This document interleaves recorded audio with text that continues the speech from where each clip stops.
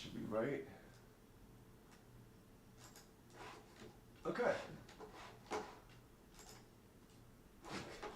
Okay, that seems to be working. Oh. The ouch. The ouch. Okay.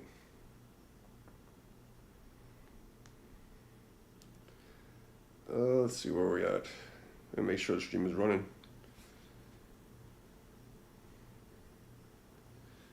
Okay.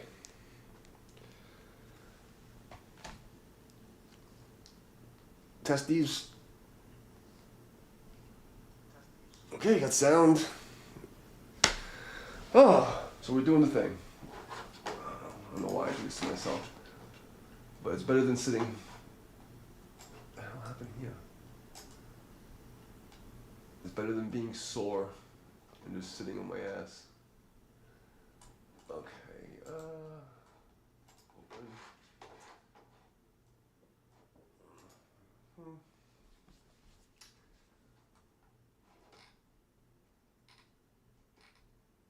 Let's try to see if we can find something that we've already gone through like 150 tracks. It's getting harder and harder to find stuff.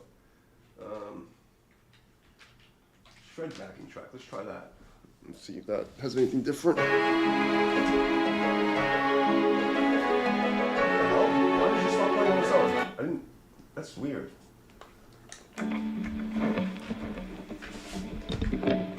Stupid cable. Alright, we're getting there. We're getting there.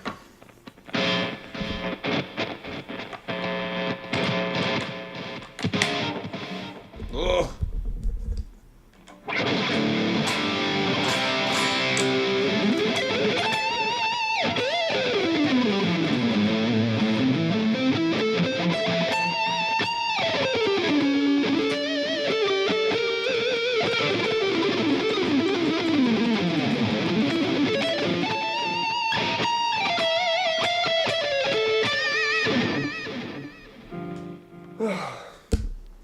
You need to do the warm-up thing. I saw there was 3 stalkers on the other channel that didn't bother hitting the like button because they're weirdo stalkers. That's okay. God loves you, I'm sure. Where's the thing? Yeah. They literally will go to my stream just to downvote it and leave every day, like religiously. It's amazing. Like they're, oh God. Oh, Kote. That's not sloppy, is it?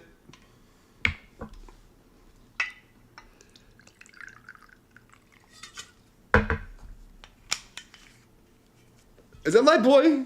Is that my little brother? That's my little brother, and you just jumped in and you're real pissed at you. This fucking guy, I haven't seen him in fucking 10 years, or 5 years since I left New York.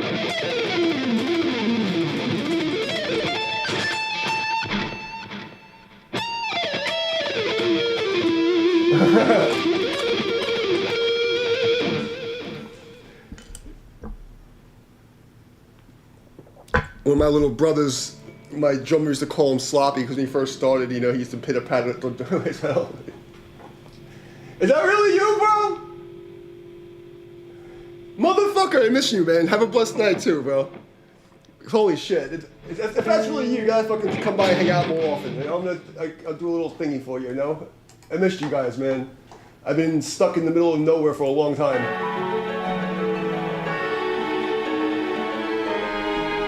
Seriously, Angel, that's you, bro? Like, I hope you and the family are doing good after the bullshit.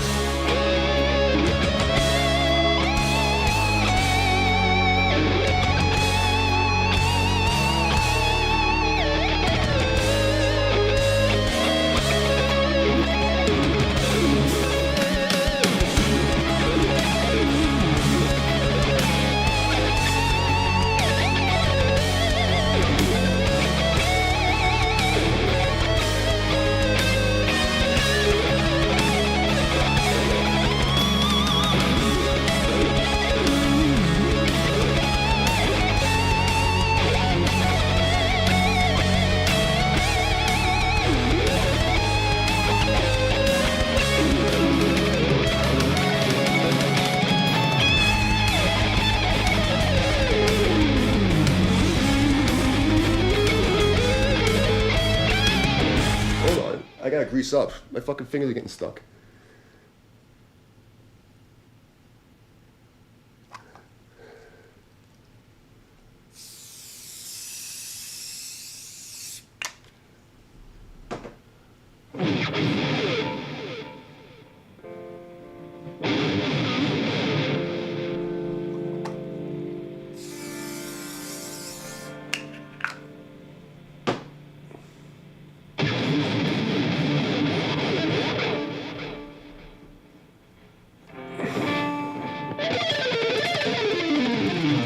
There we go.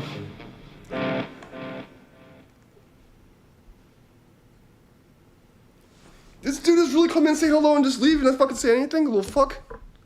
What a bunch of scumbags. And like, I just had 14 fucking people and come in with just to download the video. It's great. Like, come on, guys. There was nothing bad about that. You could have fucking at least hit a like button, weirdos. Yeah, like, I already fulfilled my guitar dreams years ago. Like, you know, I did the whole thing. This is just my, my rest now. This is what I do to freaking relax.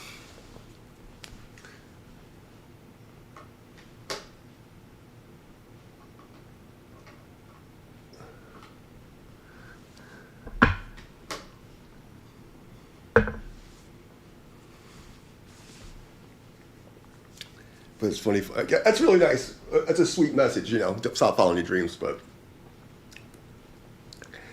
like I already did the dream thing. Now it's like, what am I gonna do? Fucking compete with AI? It's like, fuck. You know, my dream was freaking hanging out with like, you know, my boys, you know, playing fucking epic shit and fucking, we did the life, man, for 13 fucking years straight. Like I can't really complain. But that was really nice of him to stop in and say. Oh. Gotta open this up. So, now that I'm greased up, I can go back into what the fuck we were just playing. Actually, I don't want to do that. If no one's even here, I'm gonna go fucking shred myself to oblivion. I want to finish that. Let's see. 43 tracks. Soulful shred minor jam time. Okay. Let's see what this is.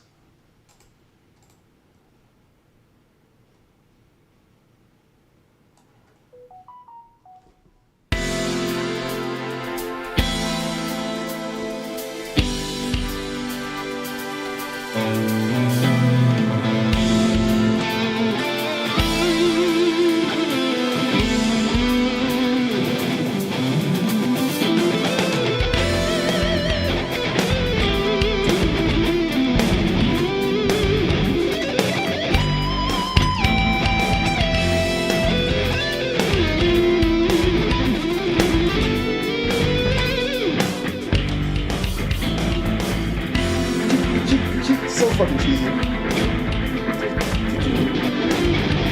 can't do it, man. I can't take this seriously.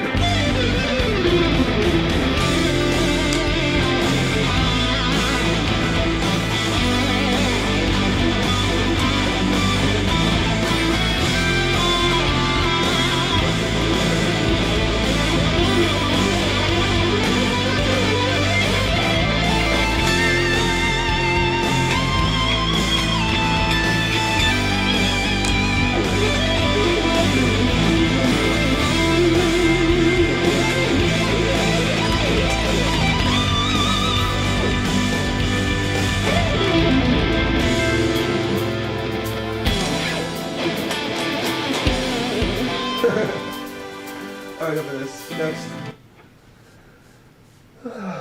Warming up some fucking weird. Oh god. Come on, Jam Roulette! Fucking bullshit!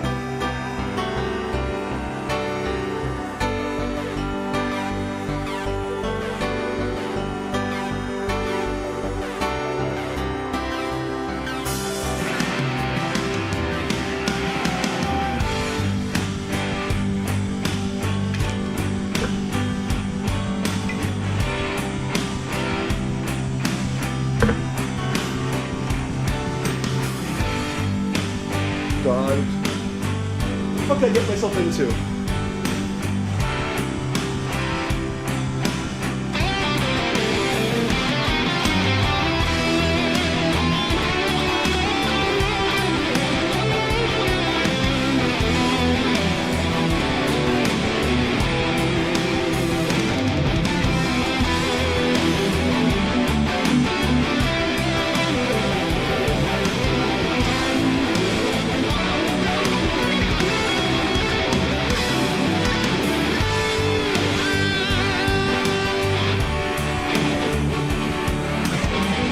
Oh god.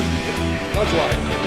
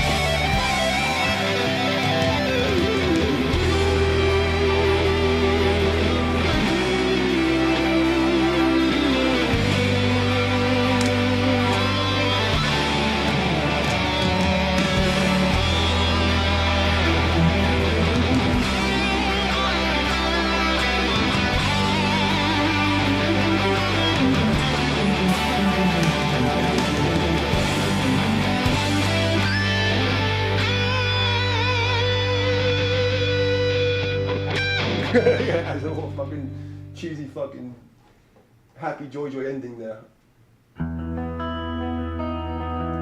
Why is everything major? I don't want to play fucking major keys. This is bullshit.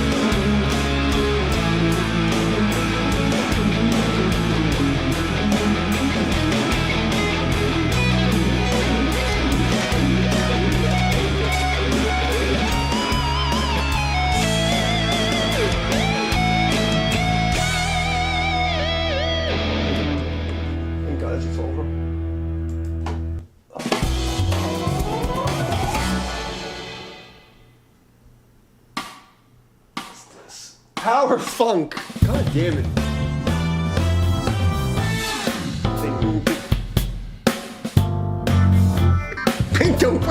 Oh my fucking god. Do it again.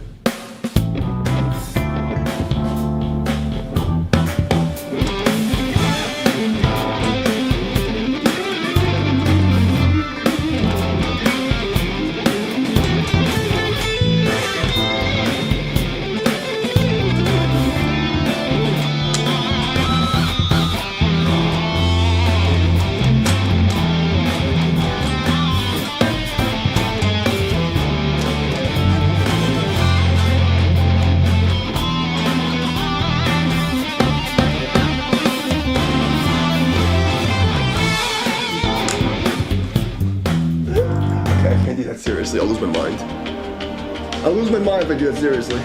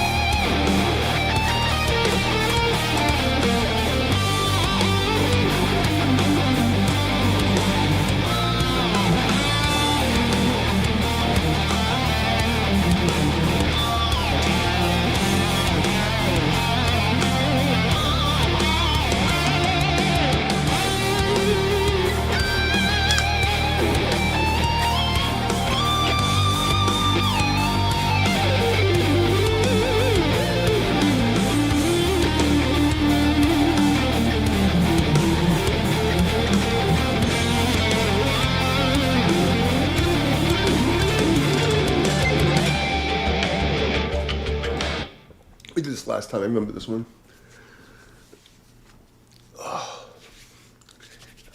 Itchy, itchy, itchy. The one fucking thing when I just get a haircut, fucking first minute is bald. It's fucking drives me crazy. Okay.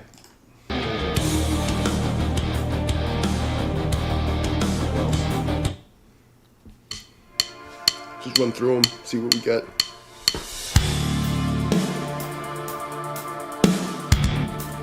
Yeah, I feel like we've done these. Let's find something else.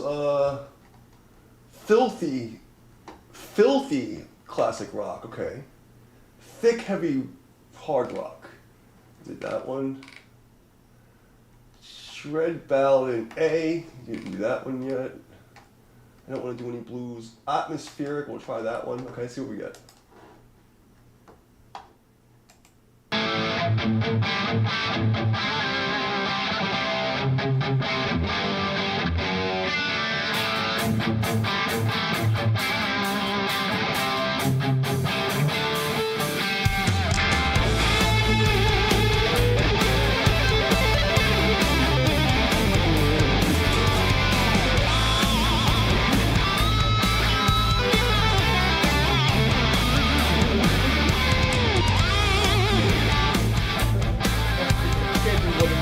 Sorry, might be it.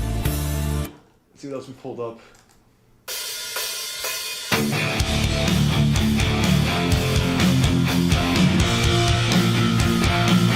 I got shit drives me fucking crazy.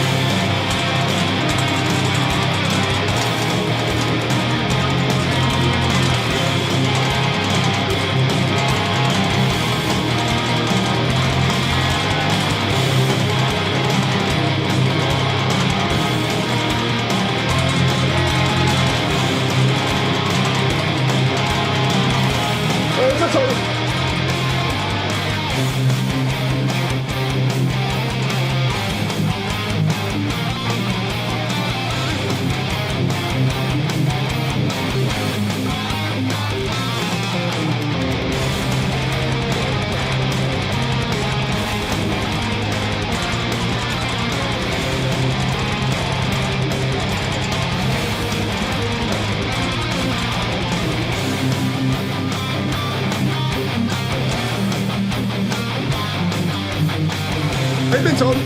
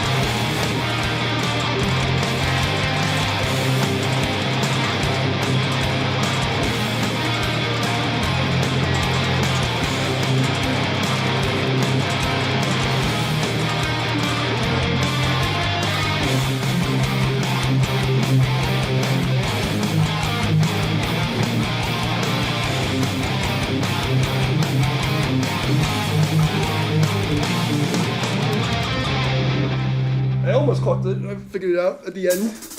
How you been, Tony? What is going on, my brother? You seen this the craziness going on in the world today? That's what. Awesome.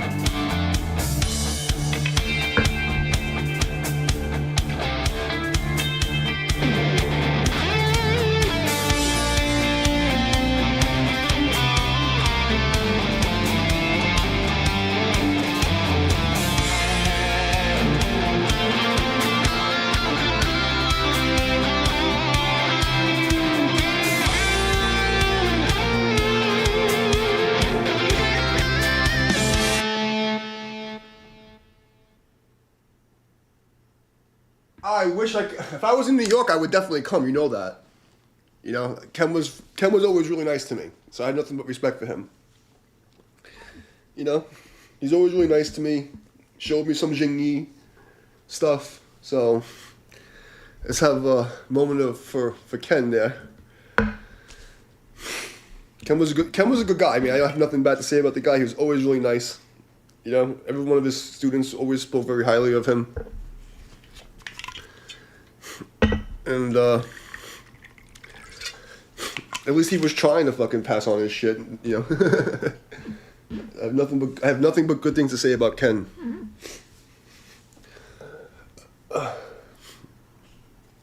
Who do you know who's gonna be there?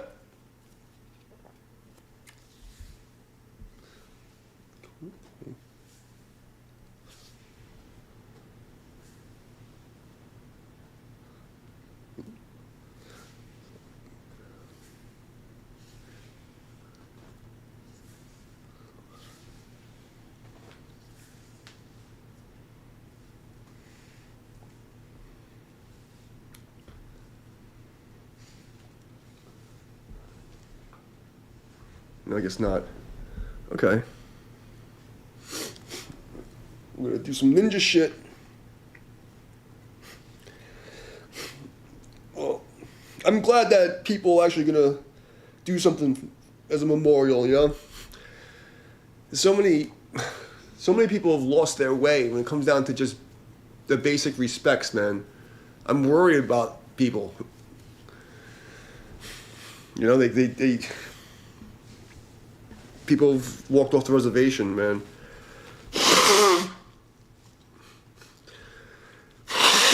Even my family, you know, people, they forgot the basics of like the code of ethics and the honor code, you know, like everybody just wants to fight and hold grudges and just be little, I don't know, man, just fucking weird.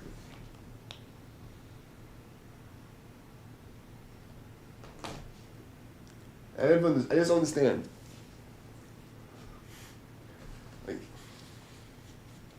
And it's crazy because some people, you know, there's a lot of people in this world that you'll give them everything they want, and they'll just want something else because they don't actually want a solution. They just want to be in this constant state of struggle, you know? And I just don't understand.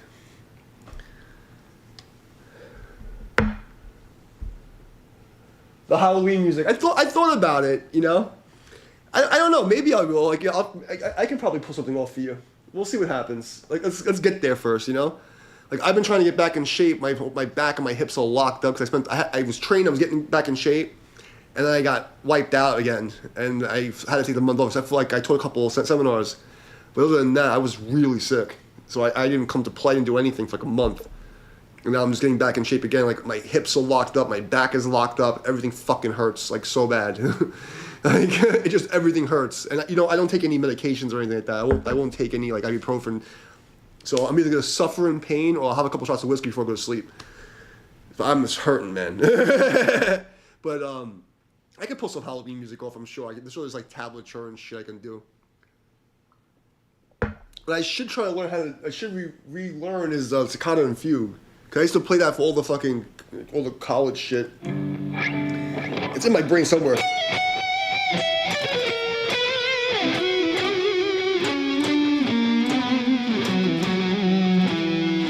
I can't play it on this car. I have to tune down to D. Oh, I have to drop D to do it.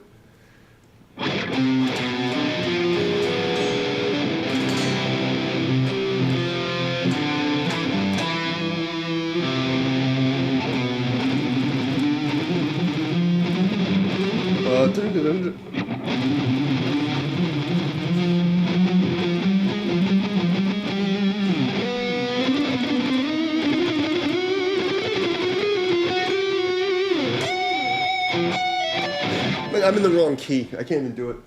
But yeah, I can relearn it. I'll tune up the other guitar and play it. I have to relearn all that shit. Like, you know.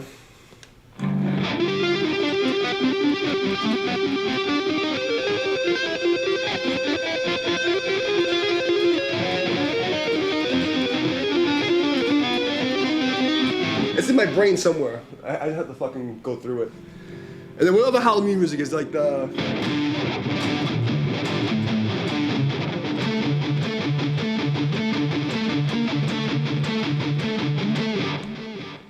Yes, well, I haven't been, but my students have been. My students in Connecticut have been keeping in touch with him. I did a seminar last Sunday. He couldn't make it because Richard Clear was in New York. So I get through the grapevine. So Richard Clear was in New York, so supposedly he went to Richard Clear to go train with him. But that's the deal. But that's all I've really know. George actually sent me a care package when I was sick. He actually mailed me ginger and ginseng, and saved the day. I ate the fuck out of that real quick. I still have some of the ginseng, but the ginger, I got rid of immediately.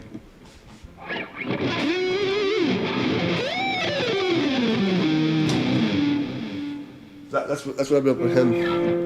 But yeah, George is the man. Like George has helped me out a lot with my students in Connecticut. So I don't know if you've seen the website yet, but we have. I'll put it in.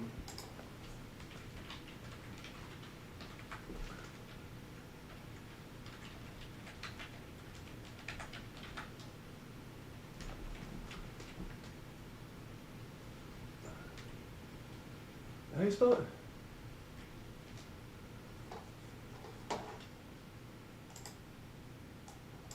I hope I spelled that right.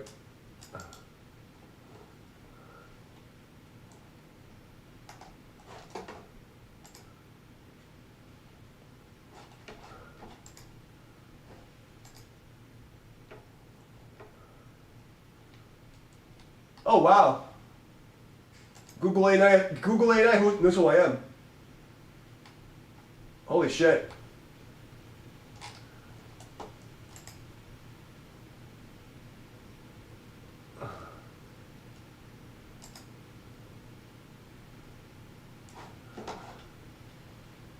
Huh. That's kind of crazy.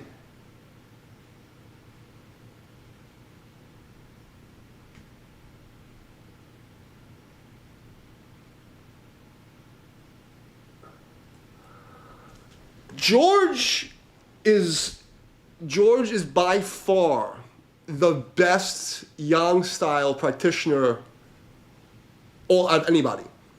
So like out of anyone who does a traditional yang lineage, like before the fucking Chen Mancheng shit, he has the purest technique I've ever seen.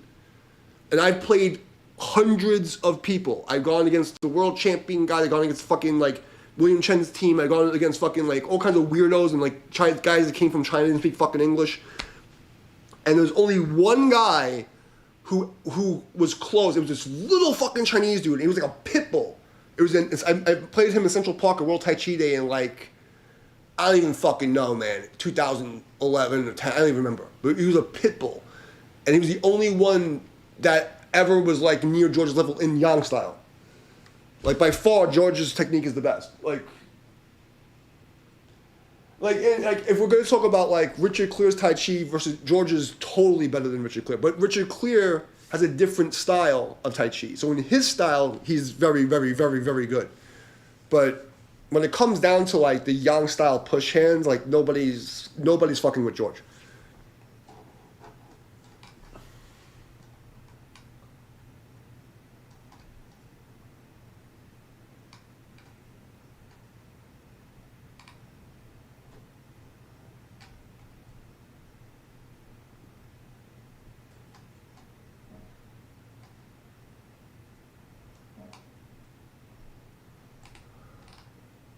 I didn't even realize that if you search Tai Chi United, I didn't even know that's what they're saying about it. Like, that's like, it's my thing, you know, and that's great, which is not what I wanted to happen.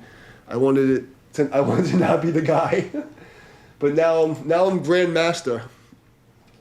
Now I'm Grandmaster. I didn't even fucking realize. Well, pretty cool. I'm Grandmaster now. I'm legitimately a Grandmaster in traditional karate. Like, I earned my degree. But I did this interview for a Buddhist society, and they said, well, how long have you been a Tai Chi? And they said to me, I'm a Tai Chi man. I felt like such an idiot during the interview because I'm like, I don't consider myself a Tai Chi master like that. Like, you know, but I guess like doing this since I was 17, that's like, 1995, whatever the fuck it was, you know?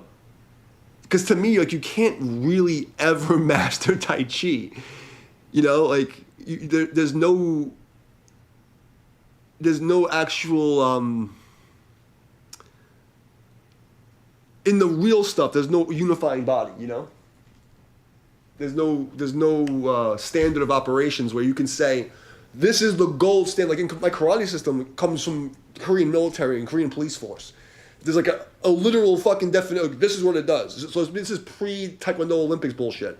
So there's an actual thing I had to go through, and there's a fucking standard, and you fucking kill yourself, and then you know, okay, I made it. I'm Grandmaster now, you know? Tai Chi is this amorphous fucking thing, man.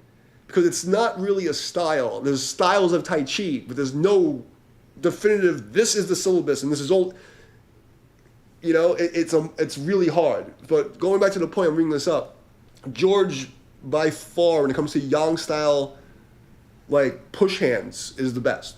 There's nobody better than George when it comes to the Yang style push hands. So I'm not surprised you're telling me that he's better than Richard Clear students. Like, he was coaching Richard Clear students alongside Richard Clear. And Richard Clear, like, is really fucking good. But when it comes to push hands and Yang style push hands, there's nobody at all fucking with George. George has the best pungjin I've ever seen. Like, by far. Like, by far, without comparison, there's nobody even close.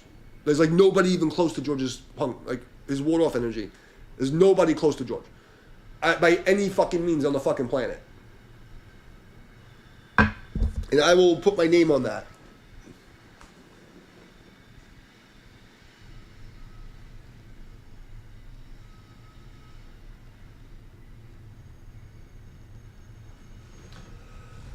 I will tell you, Richard Clear is the second best Tai Chi player I've ever faced, next to George. When it comes down to push hands, when it comes to the push hands, but Richard Clear is more like, if you took George and Richard Clear and mixed them together, it's kind of what I do in the sense of how I apply Tai Chi.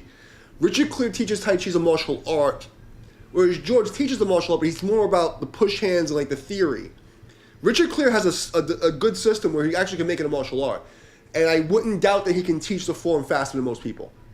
You know, I wouldn't doubt that at all. And he really has skills. Like, I've played, you know, and look, you know me from real world. When I'm in the real world, I'm super respectful, right? And there's tradition. Like, I wouldn't I would never try to beat a master in front of the students. I would never try to overdo them, you know?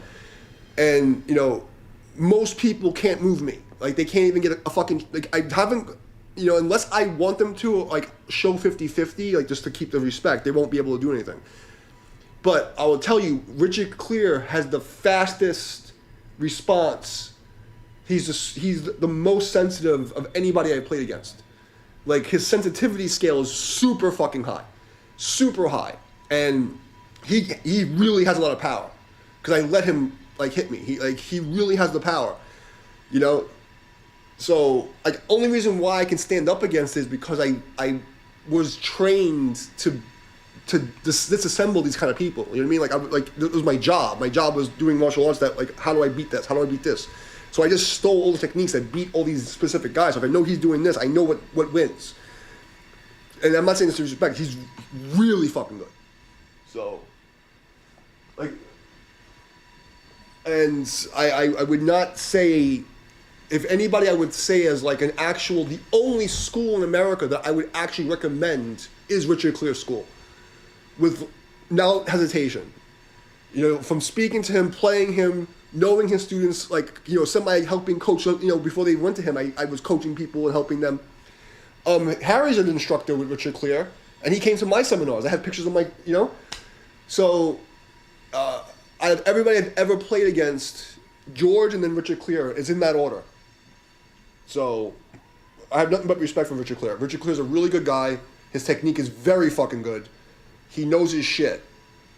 Richard Clear knows his fucking shit. Yeah, but I don't know if that's so much of a problem with, because there's something going on with people's brains, man. Like, it was bad when I stopped judging tournaments in the early 2000s because it was getting fucking bad. People don't train, and they don't have the intelligence level, they don't want the thing. Like, and that's the thing people don't understand. They can't even comprehend how hard I trained and how many years I trained, and I did it every fucking day because it was my job, and they don't understand that lifestyle. You can't, Taiji, real Taiji, it's like the master level, like, PhD shit. There's so many little details and little things. You can't do it casually. So, like, people like me, Richard Clear, George, we didn't do it casually. We did it like it's a lifelong thing to perfect the mechanics and follow the master, you know? And these people, they do it more for the community and being healthy. They don't care about self-defense because they've never actually been in a real fight. You know, like, Richard Clear, like, grew up in a fucked up neighborhood. I grew up in a fucked up neighborhood. I'm pretty sure George, being in New York with his mouth, George was, you know, let's be real, George is a sarcastic little fuck. I mean, he was young, he's probably a troublemaker. You know? So, so I'm not surprised. Like, I've gone against the students, you know, Harry's very good. You know what I mean? But the thing is, like, to get a complete system, like, Harry's, like, last time I played Harry before I left, it was Richard Clear 7, he came to the push hands group, and out of respect, I wasn't trying to beat him, but I was feeding him energy to see how he would do. And he got way better under Richard Clear. Like, way better. Like, Harry went from, like, you know, here to here. You know what I mean? But, you know, like, if we're talking about martial arts, I would, he has no chance. I would punch him he couldn't stop me from punching him in the throat. There's nothing he can do.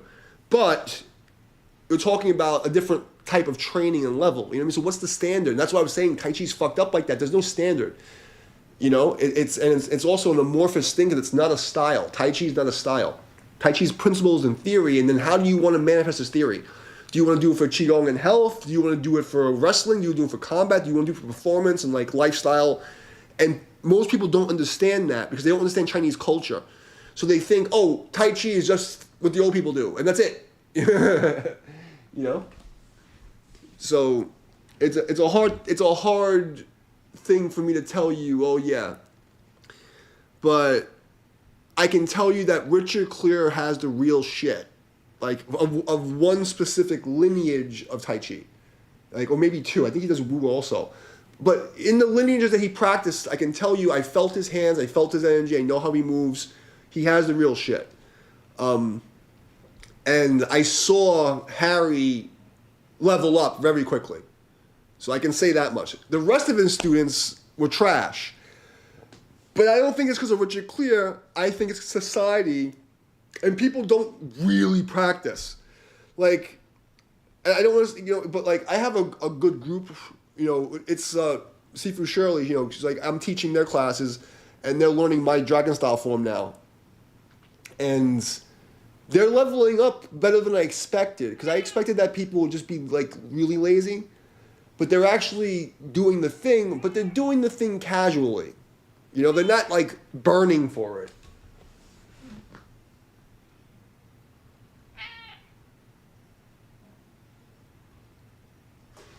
That's what I mean, Tony. They don't understand how to stick with a skill. They don't understand how to suffer, how to eat bitter, how to suffer.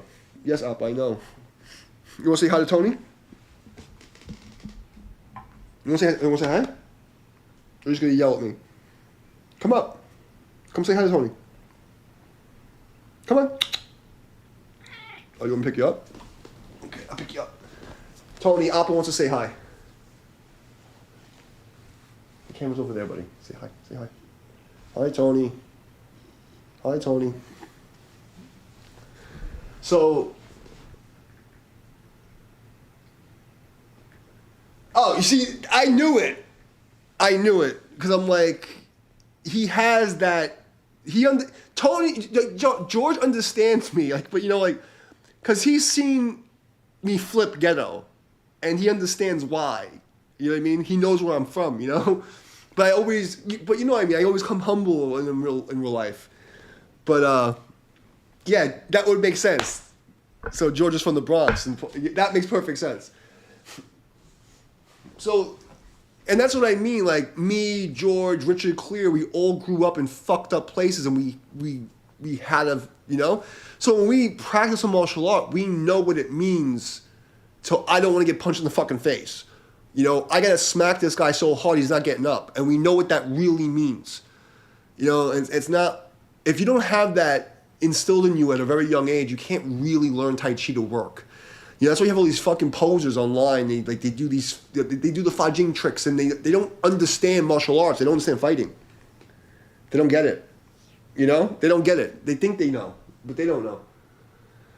And that's why they talk so much shit about me and attack me so long, because I brought them the real thing. And that was the crazy thing when I first came online, Tony. I was so, how I am in real life. I'm super Buddhist, peaceful guy. I do have a ghetto in me. I can bring out my ghetto teenager, but that wasn't, what I did. And people were talking about Tai Chi, and I'm like, oh, well, let me show you. This is what I learned, bro. And they came after me, bro, for years. If you search my name in these forums, all it is people talking shit. From and because they've never had to actually defend themselves. They're super privileged, Jewish guys and affluenza type of people that never got punched in the fucking face, and they don't understand what it means to have to actually defend yourself. And then the people that are training now, they don't go outside. They don't understand. If you live in the river, know the crocodile. If you live in the river, know the crocodile. They don't understand what the crocodile is and how fast it comes. And how bad it really can get. And then you have generations of people, this fucking, bro, I saw this shit in World Trade is so bad, man. That people, they think they know and they don't know. And then you show them the real thing and they, oh, you can't do that. It's not the real thing. Because someone told them, fuck, man. It's scary how bad it is. They don't know. Especially with Tai Chi, because there's so many excuses and they made it into fucking yoga. And then people think that's real Tai Chi. And if you do anything other than the fucking, old people yoga, it's not real. Oh, you're doing it wrong because this guy who has a fucking, who's never fought in his life, he said to do it like this. And he's more famous than you. But it's I've been in fucking, how many fucking...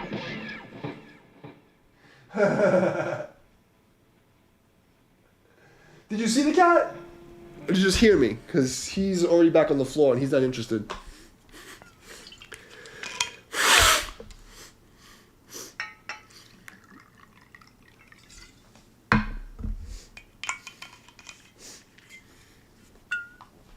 He's not interested.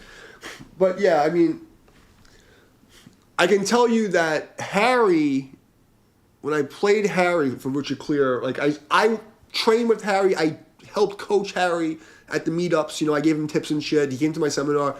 I knew the level he was at, and then when he came with his master, I played him again just to test him and see where is he at. You know, I wasn't like I was testing him, like giving him shit to see how he responded, and his strength and his root was so much better.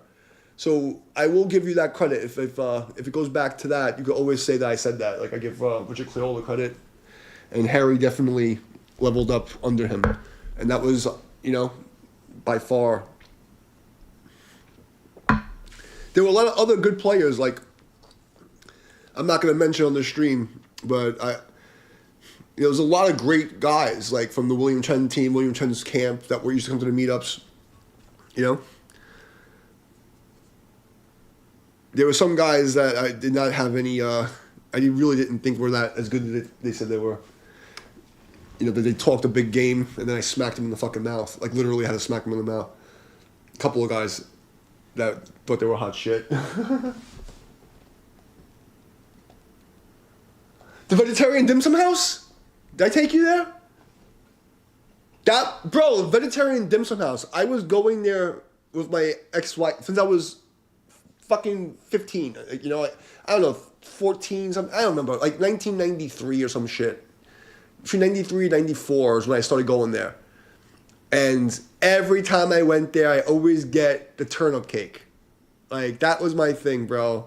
And I gotta be honest with you, the only thing I miss about New York is hanging out with you guys in Chinatown and going to that restaurant. It fucking hurts. If I could just fly there on a helicopter and just land in Columbus Park and play with you guys on Sunday and then go to the fucking the turnip cakes, and that would be my happy place. But the idea of ever going back to New York gives me anxiety. Like, I can't go past Virginia. It just makes me... It makes me not feel good to think about it. You know, like... I have too much PTSD, man. Like,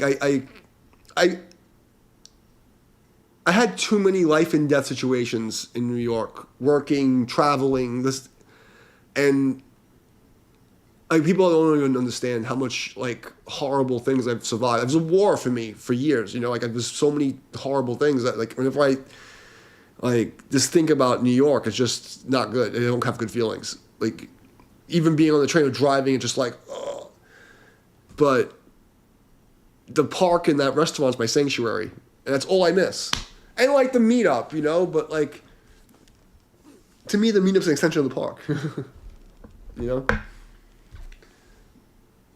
Because that was really the only real friends I had was the people in the park, you know? Like everybody else by that time was either crazy communist or like dead, you know? And then my girl got put in the hospital, and then just I don't have any good memories there. You know? New York is just a fucking shitty... I don't have any good memories in New York. Just nothing but suffering and heartache. Oh, okay, you saw the guy. Let's see what we got here.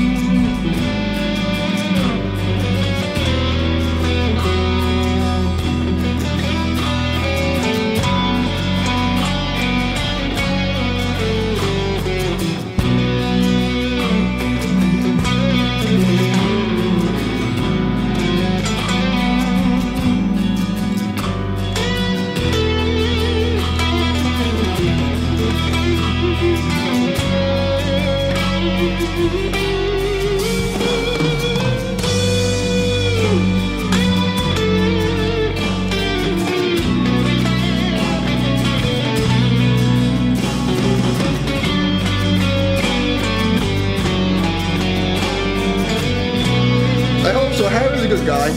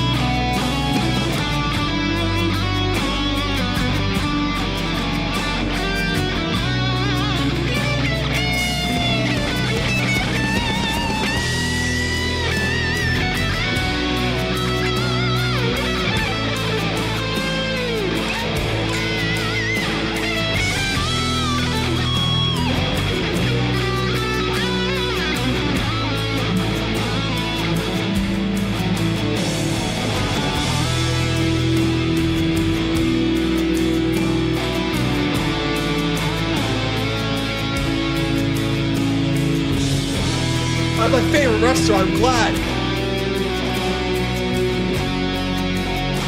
Their fucking turnip cake hot and sour soup and the pepper steak is really good too.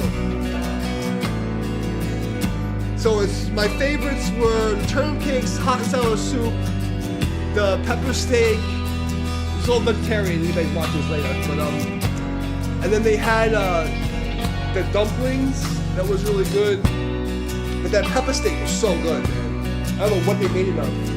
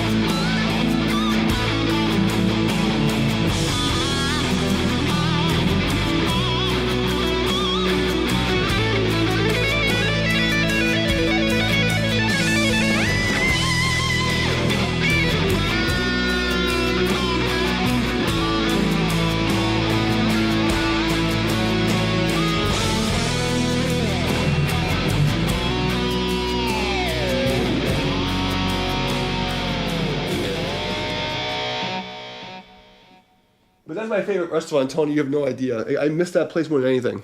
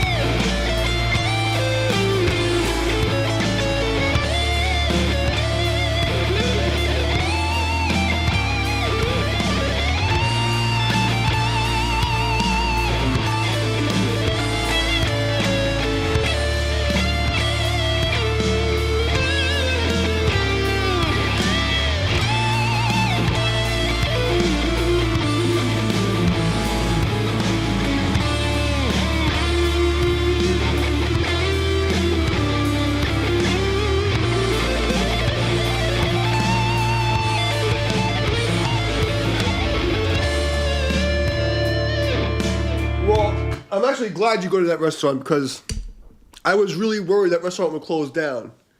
Because that was like the love of my life. We used to go there all the time, you know? My high school sweetheart, who at the end of the, snaked me after 13 years. I was with her for 13 years, was with my band for 13 years, all separate. 13 years is a weird thing, you know? The completion number. But I used to go there with her all the time. And I had my table. I had my, everybody knew me. The owners knew me. I got one lady fired there once because I went and one of the waitresses got me an attitude, and then the owner was like, "What are you?" That was it. She gave me some kind of attitude, and the whole staff fucking went nuts on her. But I miss that place,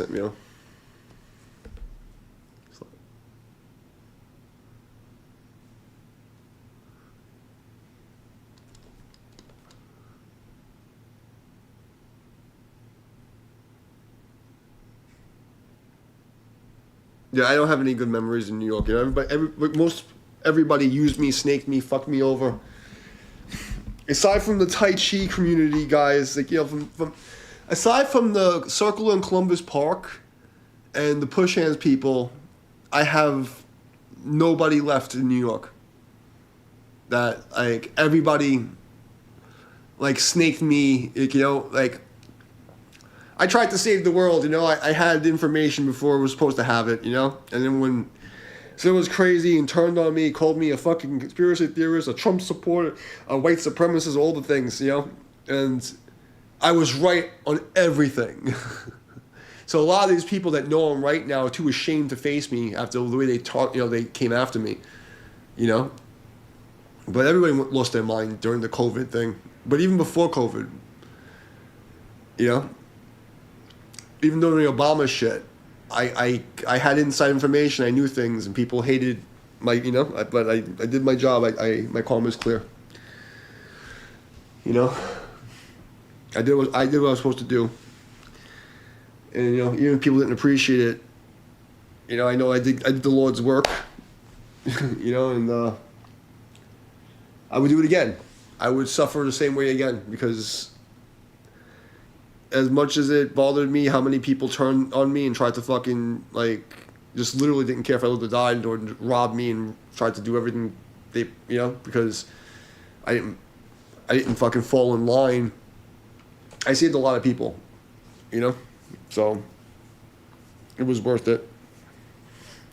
At least there'll be some people that know me that as a hero I saved their ass. So that's where I'm at. I mean, Tony, you don't know about a lot of what I used to do, but I tried to save him. I told them months before what was going to happen. They said, "You're crazy." And then I left New York, and they still didn't believe me. And I'm online posting. I'm like, "You guys don't believe me still?"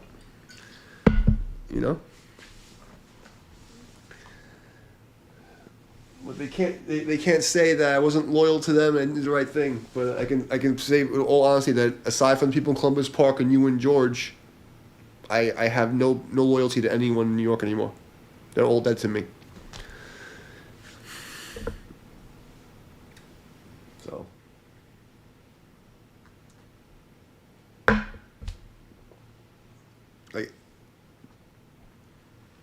I remember I was younger. It's just weird.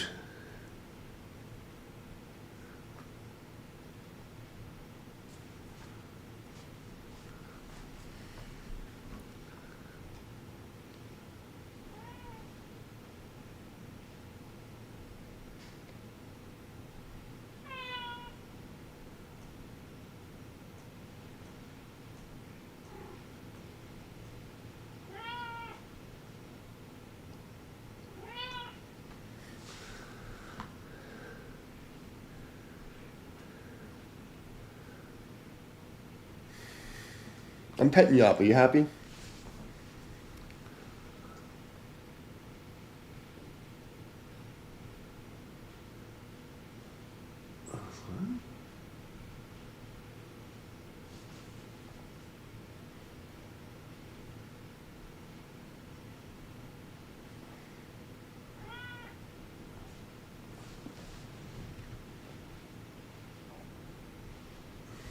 Up, what do you want? I'm just practicing. I'm having fun here. You okay? You wanna come say hi again? Come up, jump up. Don't make me pick you up, you fat bastard. Come on. Come on, come up. Come up. You know how to jump. Come up. Up, come on. Come on. Come on, fatso. You know how to do it. Come on. You're making me look bad. Come on. No, don't scrape your face on my chair. Just jump up. Up. Up, fat fuck. Oh, you just want to knock my chair over. That's all you care about right now. Come on.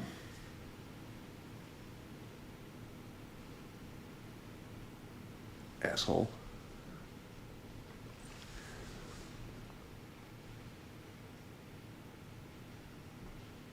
Oh, thank you, brother. Here, you want to say... Here, come on. Say goodnight to Tony. No? Okay. Well, he says goodnight. Have a good night. Have a good night, Tony. I'm going to get off soon also. I'll probably play like one or two more. Maybe, I don't know. Who the hell knows? Maybe I'll play some. I don't know. But, yeah, man. Keep me updated on Ken's Memorial. Say hi to everybody in Columbus Park for me. And say hi to George if you see him first. I'm going to catch you soon, bro. Have a good night. Okay, let's get back to doing some... What was it playing here? What is this shit?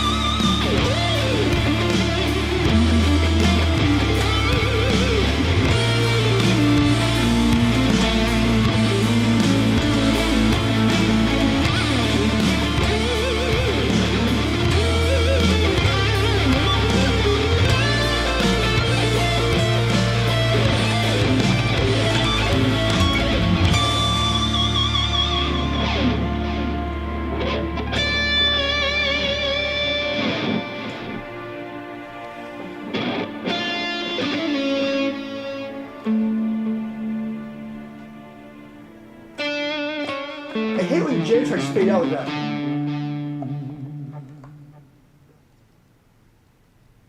No, exactly. I in my predictions on Facebook, I said the teams are locked, and there's no saving people. There's people who are half awake, and there's people who are lost. And there's, it's like the people who've already, if after that fucking Cracker Luther King thing, if you don't realize who is really on the bad side, like you're dangerous. You're fucking dangerous. Like, old school liberals don't get it. Like, they don't understand what's happening and how dangerous the fucking times we're in right now. They're not paying attention. And it's the same thing that happened in communist China. They're not paying attention. And if you fucking see people who are celebrating people dying and not respect... I'm going to say this like this. Even the fucking Nazis stopped killing on Christmas. Okay? This generation, or whatever the fuck's going on, that was the line for me. Even the fucking Nazis stopped killing each other on fucking Christmas.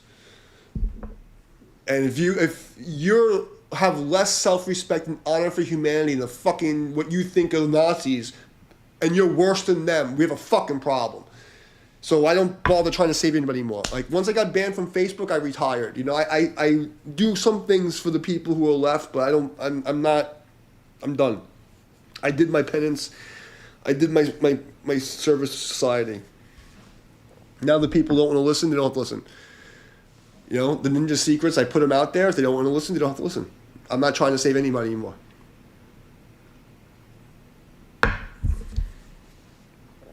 And I know way too much. And the thing is, what's the point of telling people they don't care anymore? They're not going to protect me. They don't appreciate it. So what's the point? So that's my position on it. What's the point of trying to save them? They don't want to be saved. They don't respect you. And then you try to save them, they try to fucking kill you. Like literally,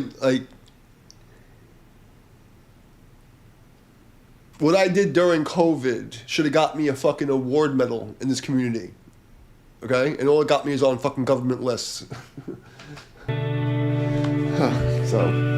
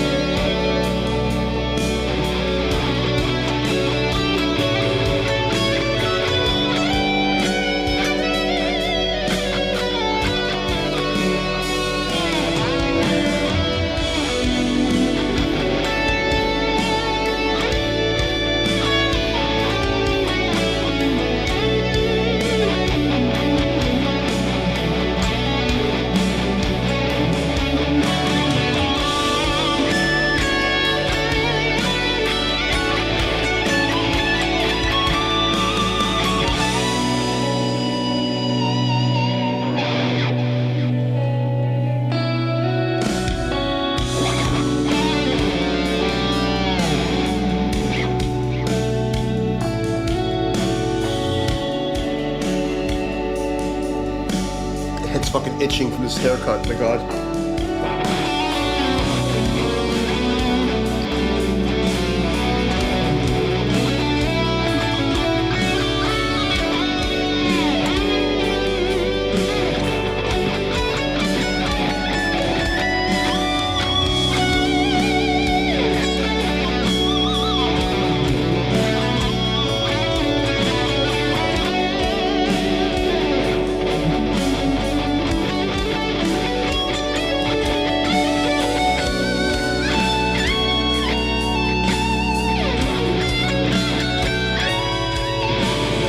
You guys scratch my head, oh my god. It sounds weird, but when I get my haircut close to to the edge and then my hair tickles it. It's like so annoying. Oh god. Oh, that feels good. Okay. We'll start again. Appa, you know how it is. What? Meow, meow, meow.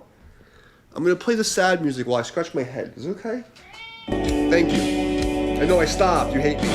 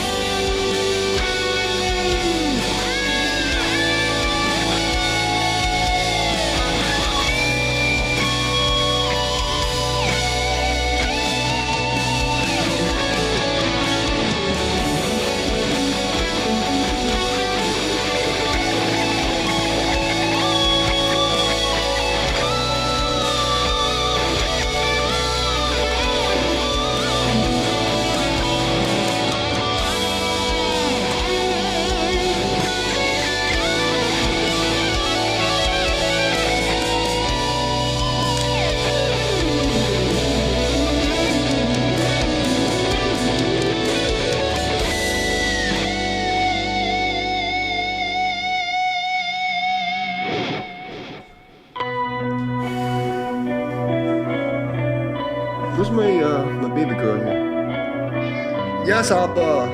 Hi. You want pets? I see you. I see you, buddy. Where's this shit?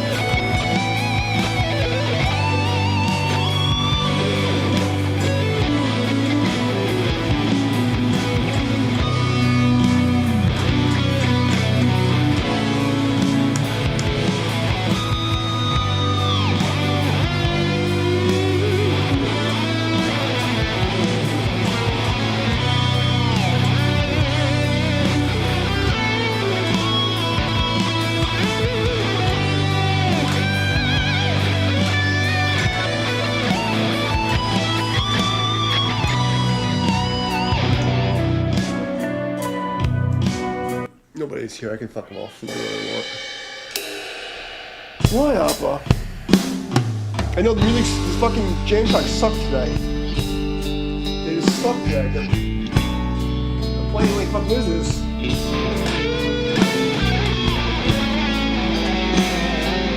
playing this shit. I'm playing fucking metal. Fucking gay. Like South Park. Gay. What is this shit? God damn it. Give me some fucking metal. Okay. This is a drum track.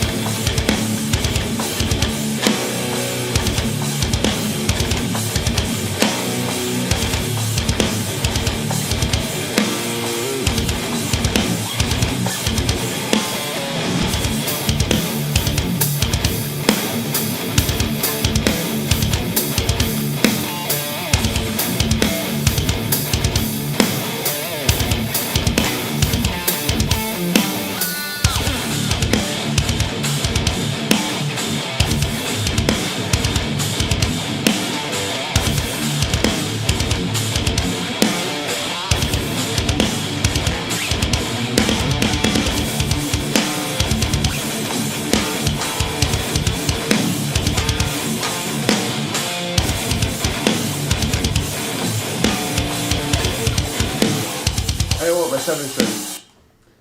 I don't want to be playing this fucking 6-string bullshit. Oh my god, really? No. You're gonna stop right now. No, this is sad. No, I'm not doing that. We did this one already. Okay, this is kind of middle.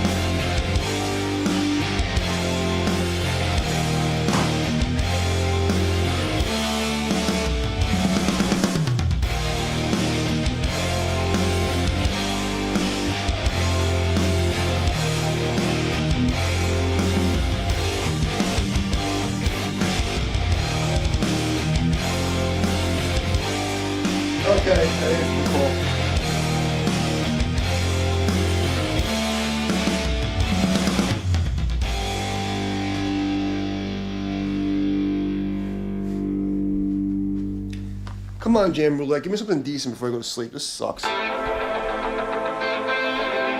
I only like green chocolate. What is with all this fucking bullshit? I'm getting off this fucking train. I don't want to hear this.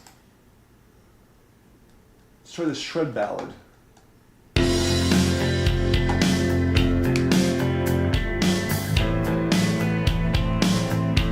This is not what I hear. When I hear shreds, not what I hear.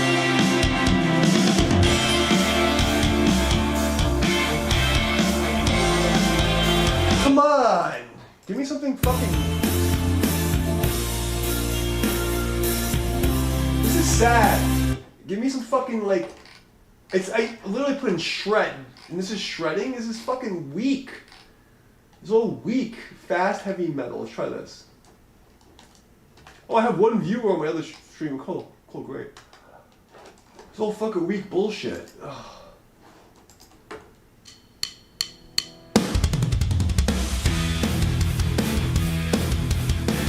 This is not making me happy. You know what I'm gonna do? I'm just gonna fucking play some grindcore and go to sleep.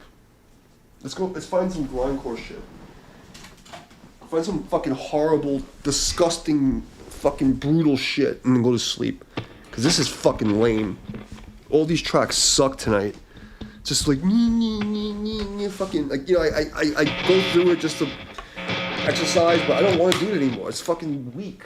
I want something disgusting and scary. And fucking let's get rid of this. Where's the grind black metal drum track?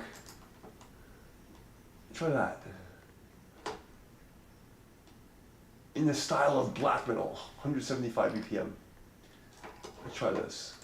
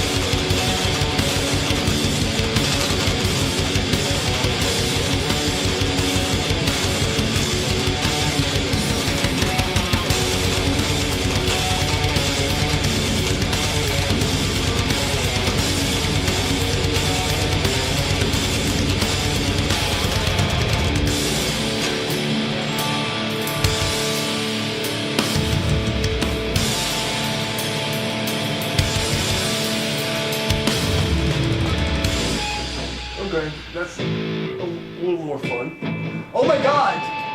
My Naruto track. They suggested Naruto. I did this shit. How many years ago did I do this? 8 years ago.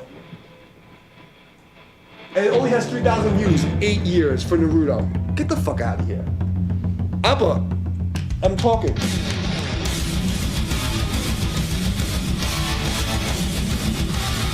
I literally did the fucking theme song to the most famous anime in the world, and it only has 3,000 views in 8 years. Go fuck yourself.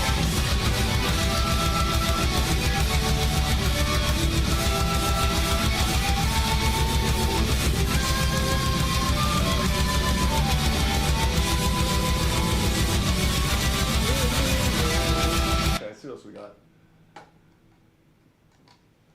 135. Triv. Okay, you know when it says triv instead of true, you know it's fucking serious. So that's gotta be some triv black metal.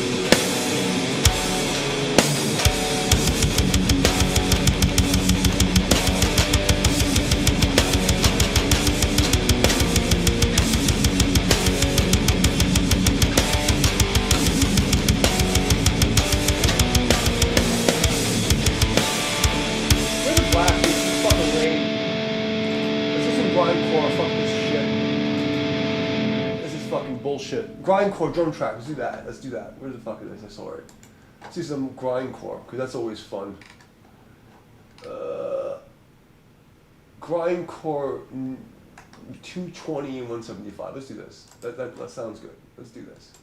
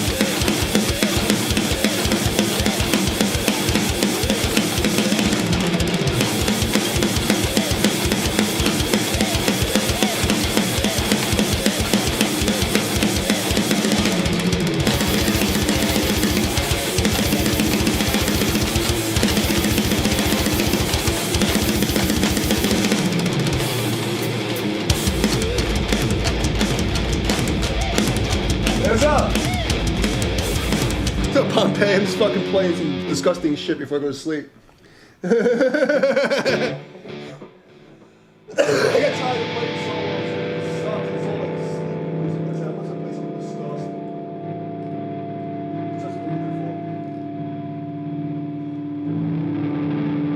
170. Too short. Let's try that. How you been? Pompeii.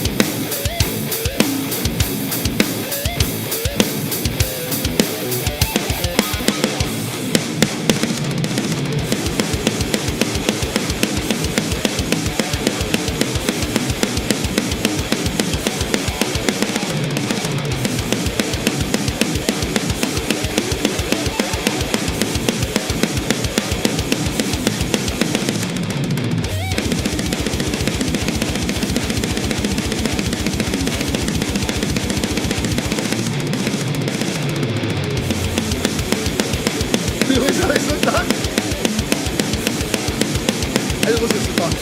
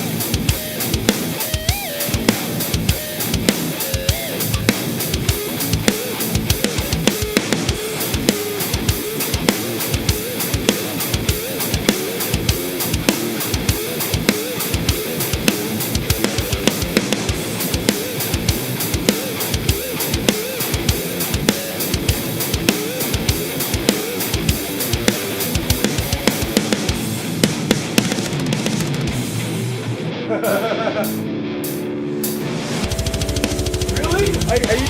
I never listened to that.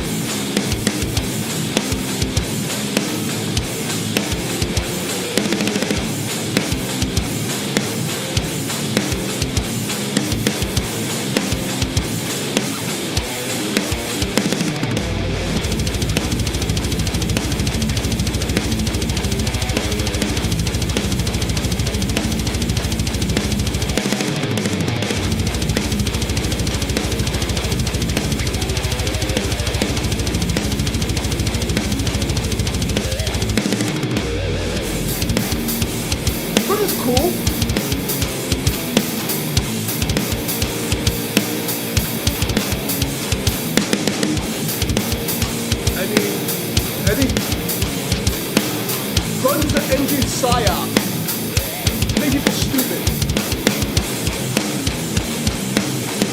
It was engineered. It was there to kill the glam metal and the metal scene and make people stupid, like rap music.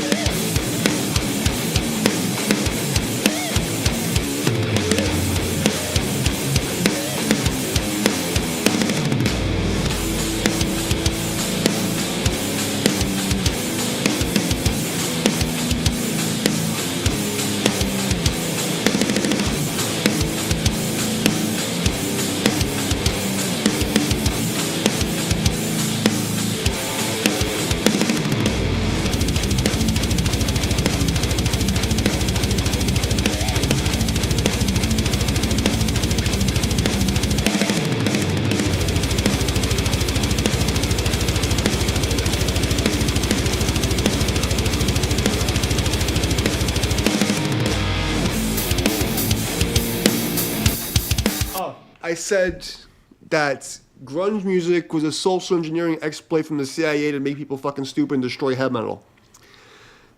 The record labels and the government decided that the hair metal scene, the happy Georgia had to end. So they put out grunge to destroy the hair metal and like stadium rock guys, and they put out like all this like weird like third, fourth wave feminism rap to make everybody gay. And that was the destruction of all the cool people. That's what I really think about grunge metal. But the musicians were, technically good. There were some cool songs, but as a movement, it was an engineered movement to destroy society. That's what I think. You can hear me now, right? I think the CIA made grunge metal to destroy the hair metal bands. And like Metallica and Slayer and all the cool shit. It pushed all like the fucking really cool shit on the ground.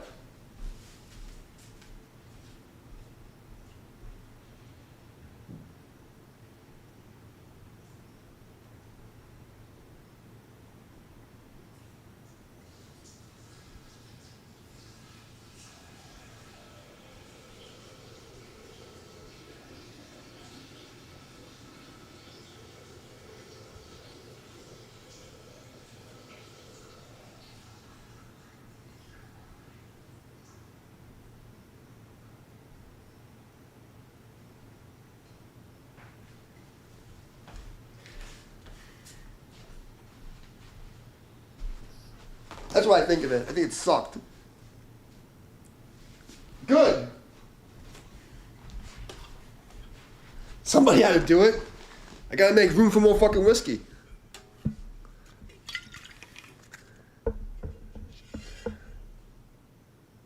Oh, then you really don't understand music. And that's why people don't understand when I was talking about the shadow banning and the blacklist. They don't really get it. The music industry is super controlled. Okay? Music is the magic of the muse, okay? Like, there's nobody who gets past a certain level. Even social media, you have no idea that there's literally people whose job is to make sure that some people never get to a certain point. I can promise you, because I know the industry, I worked in it, I'm telling you that rap music and grunge music was there to shape society. Appa, I'm going to tell them the story. I'm going to tell them the truth, whether you like it or not. It was okay. Crazy tag.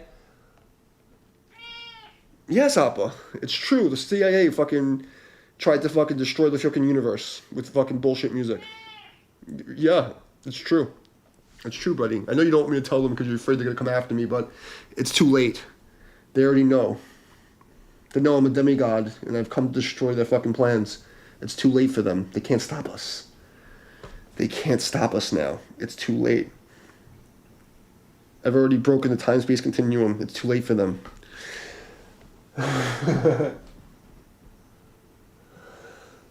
No, I can promise you, and there's actually interviews with other bands, famous bands, that were talking about it, that the label said, and then within like 3-4 months, they just killed it. You gotta understand that there's gatekeepers and they shape society.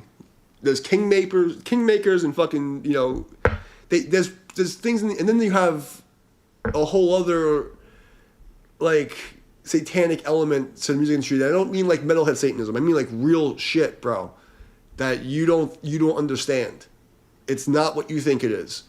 Nobody gets to that level without like bending over and fucking, you know, you gotta get fucked by the devil.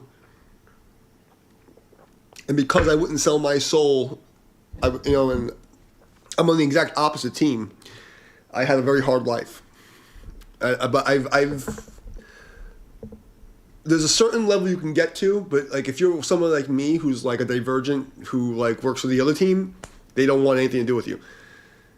You know what I mean?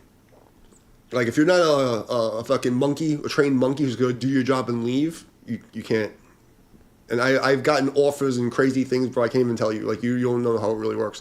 But I can promise you that rap music, you know, after like, you know, when it turned and then the grunge music came in, it was engineered that way. It wasn't an organic thing. Grunge music was engineered to come out, and then there were certain bands that were chosen, and then they copied the sound, and it was pushed. And then you see the metal scene now, they broke it on purpose. It was because I don't know how old you are, but let me tell you, man, they did it on purpose. Everything is engineered. I promise you. And if you don't think they're doing that, you really need to do your homework.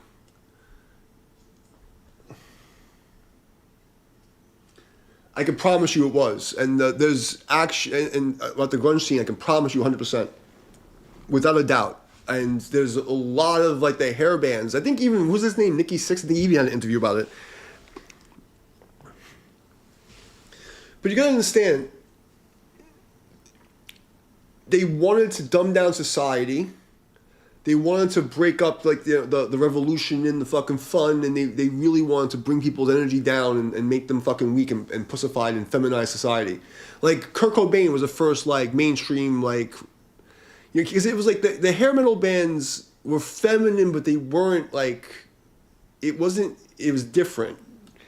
Like Kurt Cobain was a very strange cat, you know? And then you had all these like in the frequencies. It was just not. It wasn't good for society. You know, and then that became fucking, you know, even more bullshit.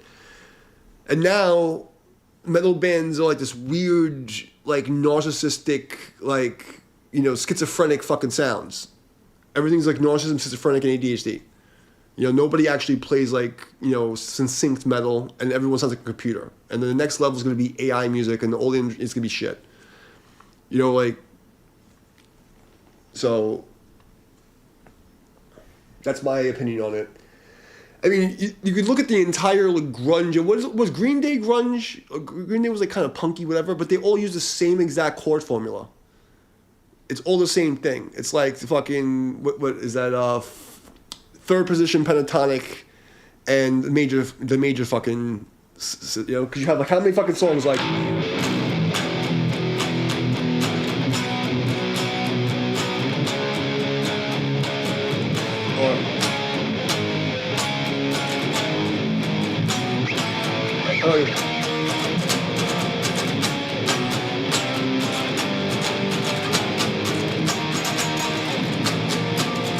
So like, you know, it's like kind of like a frigid, but third position pentatonic scale.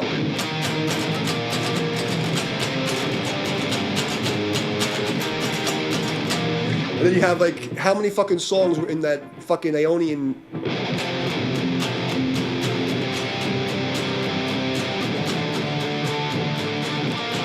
It's like they literally all use those two shapes, you know?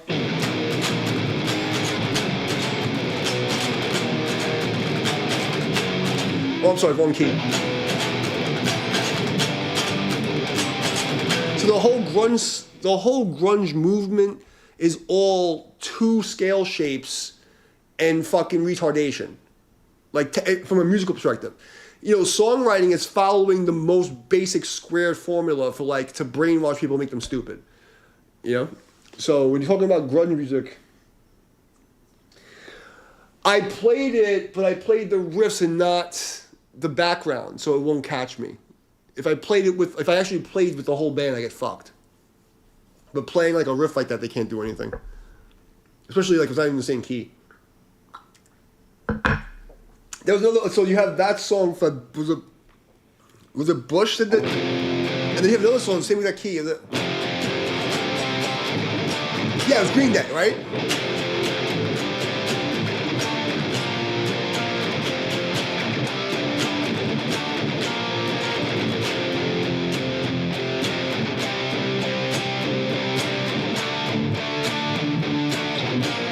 It's like literally all the songs are either that pattern or this pattern. And then you do like when you hear like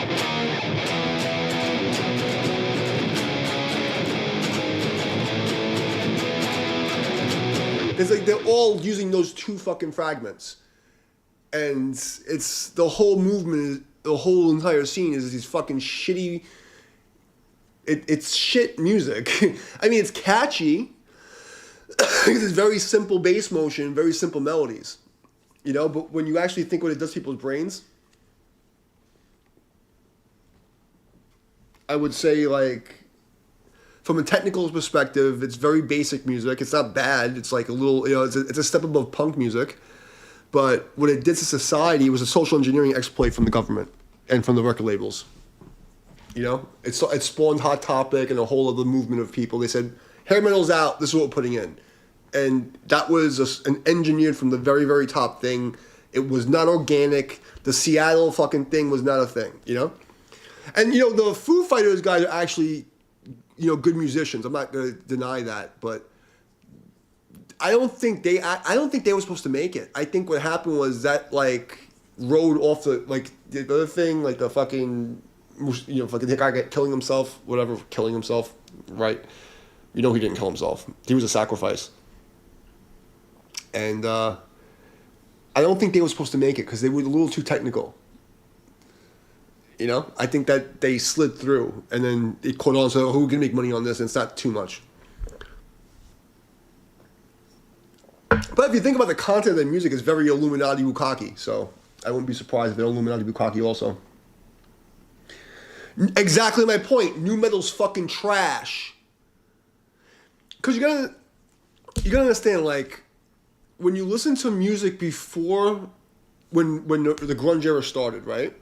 It was the beginning of the downfall of real musicians. Of like, cause you gotta understand something, in the 80s you had like people aspiring to be good at things. And like, you know, and then when grunge came, it was like, fuck life, fuck everything, I want to cut myself. It was the beginning of the emo feeling, you know? And nothing matters, I don't need to be a good musician, you know, I don't need to study, I don't need to try, fuck guitar solos, you know, fuck everything, life sucks, you know, and it was put there to fuck with people's brains.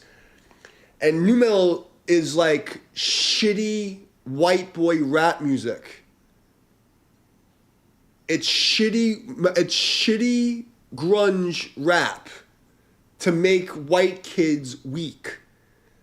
Because you had the metal scenes, you had revolution and people standing up for each other, and you know, they want to aspire to be somebody, you know. And I want to be like, I want to learn stuff, I want to study, I want to really practice and be good at things. And they're like, no, we don't want that. We want to dumb you down.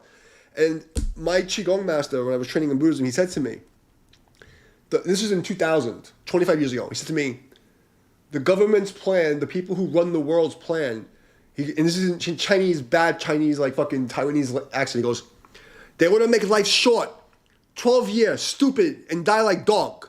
You live no more 12 years, and you stupid like dog. Look what they're doing. Like by 2030, 2040, the average lifespan of a normal human being is not going to be very long. And they're very fucking stupid. The average IQ was about 110, or like 105, 110. Now it's fucking 80. He's literally surrounded by fucking morons. Between 80 and 89 is the average IQ. That's literally a moron. You're a step above retarded. There was autism in the 90s, and like, you know, was 1 in 10,000. Now it's 1 in 30. So no, grunge music was part of a global social engineering exploit to dumb down society and fuck with people.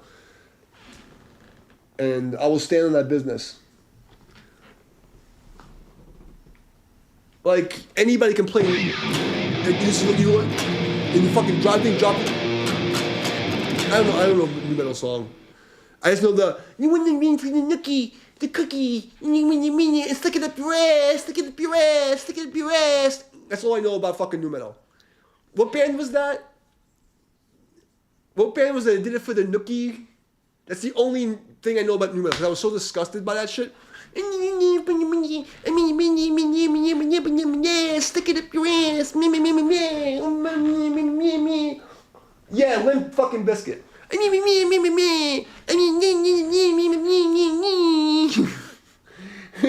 Fucking shut the fuck up. Fucking please die in a fire. Kill it with fire. Oh my god. And look what, because you gotta say the average person's a follower. They go to school for 13 years to be a follower. So they just go, ooh, that's my new lord. There's Limp Bizkit. Hot Topic. I'm a pussy fucking bitch. I'm a big fucking pussy bitch. Vanilla Ice was cooler than that.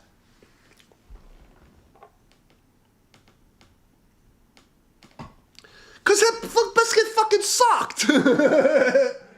Who liked Limp Bizkit other than like 13-year-old fucking like, half gay boys, who had no testosterone? It was the beginning of the downfall of men. You had 80s, you had even the fucking hair metal bands that dressed like girls with makeup were fucking jacked and would beat your ass. Like, it's a fucking skinny fucking kids and you could break their arm like a twig. And it's like, shut the fuck up. Like, fucking shut the fuck up. You fucking disgusting pussy. What's that new band with the fucking kid? He looks like a fucking alien. He has neck tattoos. And they're good musicians. But they play such pussy shit. They're always like, doing like these little fancy like jazzy metal riffs. And like another one that the leader of the fucking, it's like a fucking androgynous fucking break his fucking, Hey, what's up, bro? That guy. Tim, the fucking Muppet. The Muppet kid. That kid's a fucking Muppet. Tim Henson's a Muppet. That guy. Tim Henson. Right? What's the name of the band? What's the name of his fucking...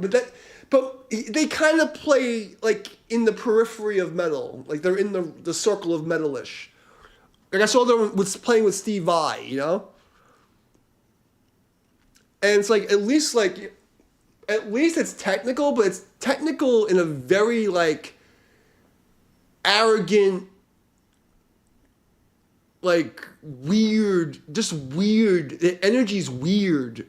I don't like it. The energy of the band. I'm not saying that he's not a nice person, he's not a good guitar player. He's technically very good. But what's your message to the kids that are following you? Be a fucking little bitch and just like be this like narcissistic little shit like I play jazz. It's like fucking and he talks like Miley Cyrus. And my asshole. Yeah, it feels fake. It just feels fake. It doesn't feel real. The whole thing is it's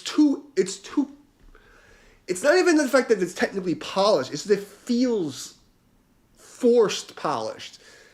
It's not like when I hear the licks, I think, okay, I'm gonna play this one thing, and I'm gonna staple it to the next thing, and I'm gonna staple it to the next thing, and that's gonna be the thing. And look how cool I am. And now you have all these, it's like, I'm not saying it's wrong to write songs like that, but like, and that's another thing because I was an engineer for a while. People, they write the songs, they don't. It's not like I learn music and like my friends learn music. It was like we played music from, you sing it in your head, And they patchwork music. It's like they play music like it's a fucking geometry puzzle, like it's a patchwork puzzle. It like in a lot of like these like proggy metal bands. I don't know what you call that shit. Gent.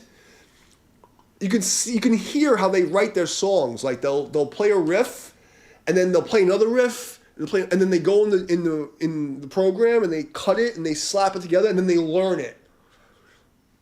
It's not musical in the sense of like conversational, where like you like how Bach or like any music up until when all this shit happened in grunge, grunge was like the end of it, where you actually wrote succinct like progressions, succinct. Now it just feels like I have like a bunch of pieces of paper and I staple it, and then I learn how that sounded when it was stapled together. And it's like, oh yeah, it sounds organized because you made it sound organized, it's on a click, but when you actually step back and you listen to what they're saying, the conversation is just, oh, I'm just listening to some guy say a whole bunch of fancy words. It's kind of like if I was to read a poem in like some language, like French, and I did it with a pompous face, omelette du fromage, fromage du omelette, and you just keep saying like random words that you don't really understand in a different language, but you say it like, I smelled a fart. And the fart I smelled. Fart smell I do. Fart smells goes.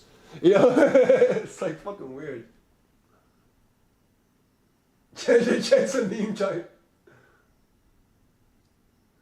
Yeah, but you ever heard Miley Cyrus speak? I didn't want to do it anyways. Like, she has this weird fucked up voice from doing too much Molly and Coke. You can tell she did way too much Coke and Molly. Like her whole back track there is like, anyway. It's like her whole back is burnt from doing Coke.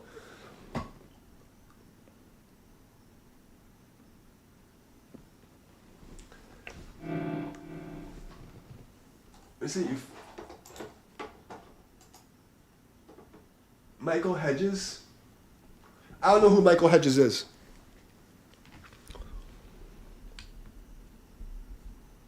What's the Miley Cyrus meme? There's a meme. I don't know anything about her, to be honest.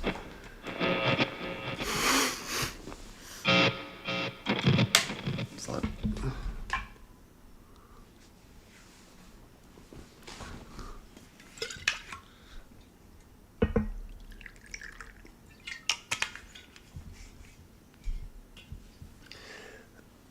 Eric Clapton is a really good musician. You know what I mean? He's a really good musician. And Eric Johnson, another one people don't talk about. Like, was that Close to Dover? Like,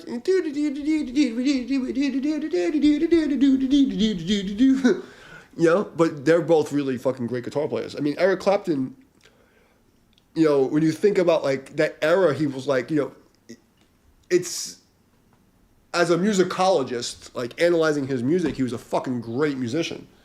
You know what I mean? It's just, to me, everything's weak. I want to hear. Well, if that's the case, let me pour a double. I'll have a shot with you. Takes my pain away. But yeah, Eric Clapton, I mean, I can't stand that music because I just don't like those sounds. But taking my personality away from it and looking as an engineer or like a music teacher, like I listen to him, like, okay, this guy knows his shit. Like, he really knows what he's doing. His voice leading, the progressions, the organization, like he has his system down. Like his voice is set and he knows what he wants to do. And like when he draws a painting, he knows what he's saying. So I can respect that, even though I don't like it.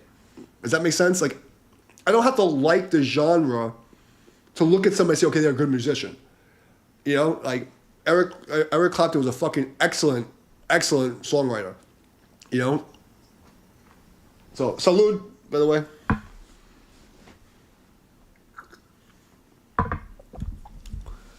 But my tism, I can't listen to it. I can't listen to Eric Clapton. It's not that he's bad. It's just that I just can't. It hurts me. It's too, because it doesn't vibrate with my chi. Like I have trouble listening to a lot of music. Like like if I'm in the wrong setting. But that slow like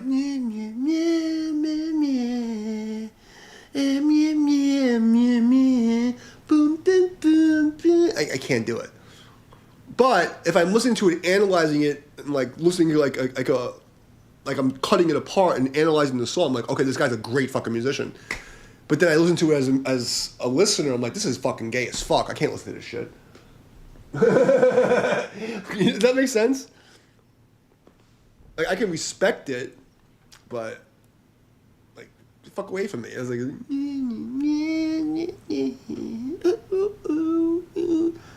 I think like, what kind of life did you have? How easy was your life that's what you like? That you sing like that.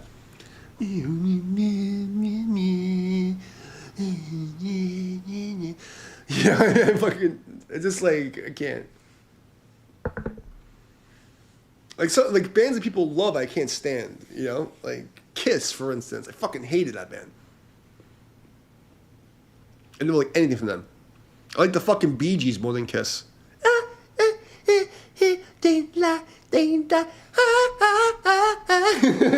Yeah. I think Jimi Hendrix is overrated as a guitar player. Like, I think that in the sense, like, people make him out to be more technical than he was. He was just a guy on acid making noise. Like, the most famous solo people talk about is the Machine Gun solo. That solo's a piece of shit. Like, from a voice leading perspective, it's fucking shit. It's a guy on acid making a lot of fucking noise. However, there's some of his songs were really like he had a sound and he was authentic, and he also came and his authenticity in what he was doing was so clear that it shaped a lot of different people. And you also but I think more. The thing with Jimi Hendrix, he was black, he was fucking on acid, and he was playing guitar upside down.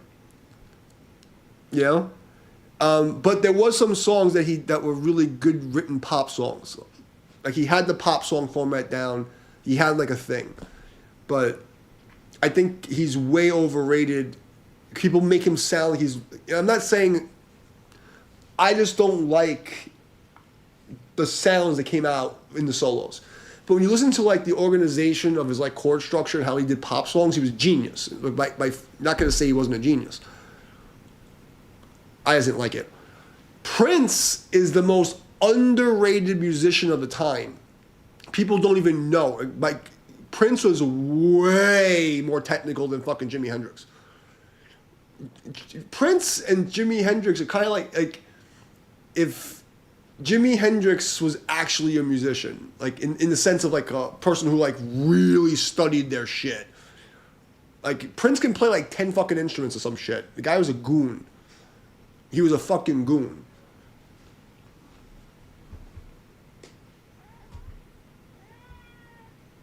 I don't know about that. What song was that? I don't know anything about that. But I will say that I'm not trying to diss Jimi Hendrix. I just like when I come from my ear is more classical and Spanish music. So when I hear Jimi Hendrix, and it's like this weird, like a lot of the sounds and that, because it's like jazz, blues, and then you have like classical and like ethnic music. And I'm more of a classical ethnic sounding. My in your childhood, what did you hear growing up? So my ear is tuned at a young age to having certain sounds, like Spanish scales and like classical scales. So like, I listen to this, because I work at the club, so I listen to like disco music still has the classical scales. Spanish music had classical and like Spanish scales in it, So like when I started getting introduced to like things like metal, for instance, was still kind of classical. Then you have like the rock, which is still semi-classical with blues. But then you have like this jazz blues. And I didn't hear that at a young enough age to be able to associate it. So for me, it sounds like shit. Oh, is that what it was? Now I feel bad for making fun of it. I didn't realize that's why he wrote the song. I was fucked up. Now I feel bad. I still think it's gay, but I feel bad. I think it's gay. You know? But it was a great song. Like, analyzing the song, it's fucking a really great song. You know? But, like, I would never put it on for myself. Like, oh, I want to listen to this song. Oh, man. I can't do it. Like, if somebody in my family died, it's going to sound like this.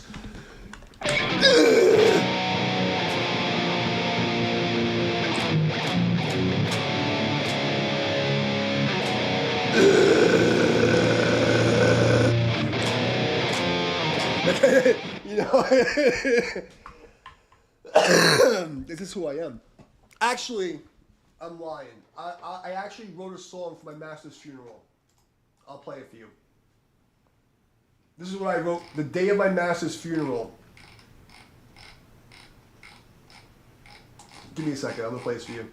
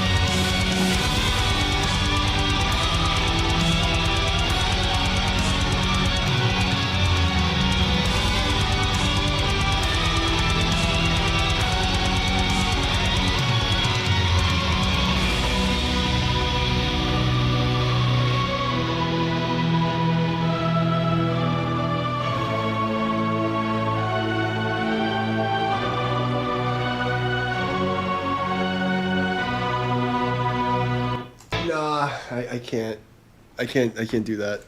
It's good. It's just too much. I haven't listened to that in 7 years. It's just too much.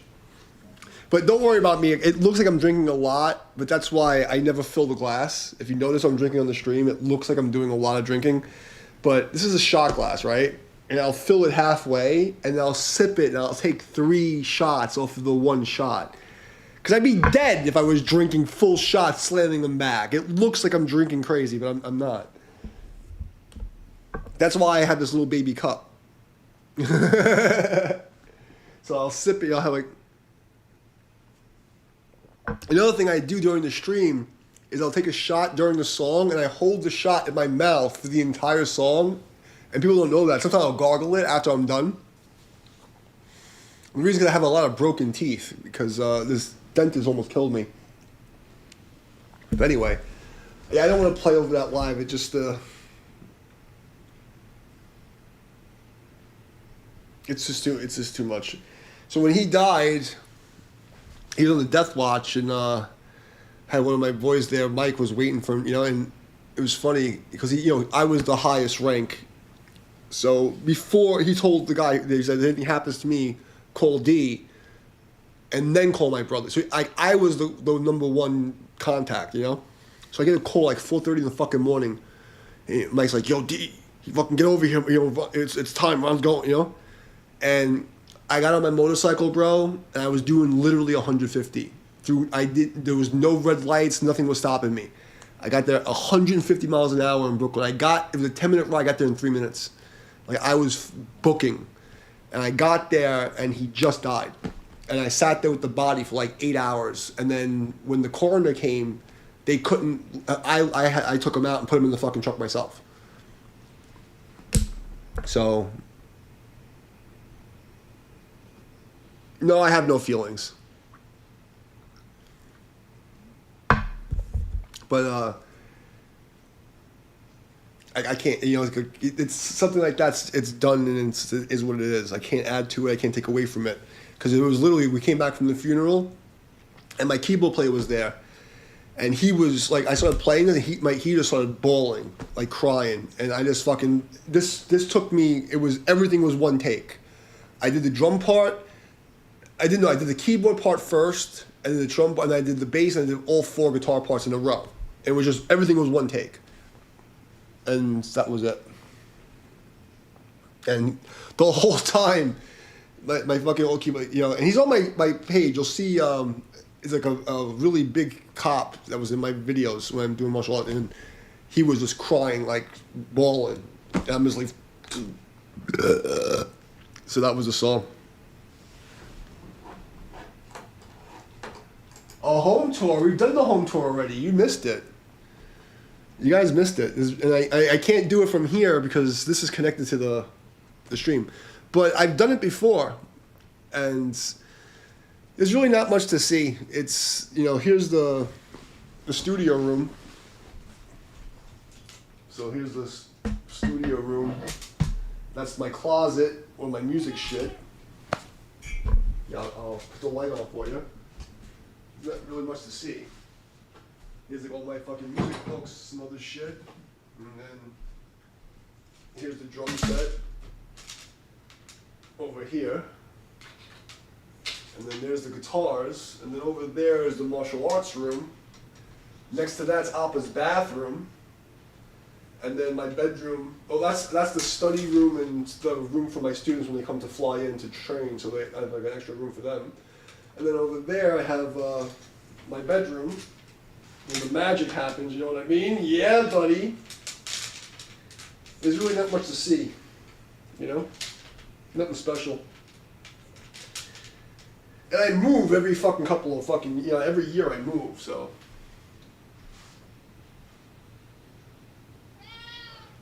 Yeah, Appa.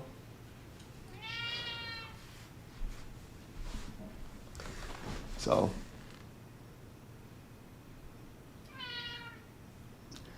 So I was married for 13 years, okay? She died. Then, then I was engaged for 5 years. I was working as a bodyguard during a federal indictment, and my other girlfriend and her abducted her, tried to fucking, it was crazy, and literally abducted her, drugged her. She wanted her in a mental institution. Then COVID hit. Then I got engaged to another fucking girl, and she was part of the fucking Illuminati, I swear on my life. And they were trying to fucking get me to fucking, it was crazy shit. So I did the married life, but kids is not a thing. Because I would never, if I was going to have kids, it wouldn't be in America. I would never allow my kids to go into public school or even any schooling in the United States, ever.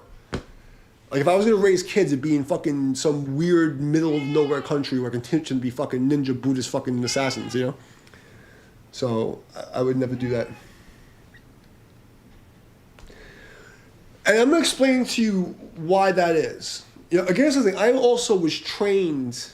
You know, people don't understand my life. You know, and my this thing I can't really talk about, but I was trained by Buddhist ninja monk guys. You know, and I was some of my work I had to go and do things alone. You know, and I was telling another guy yesterday.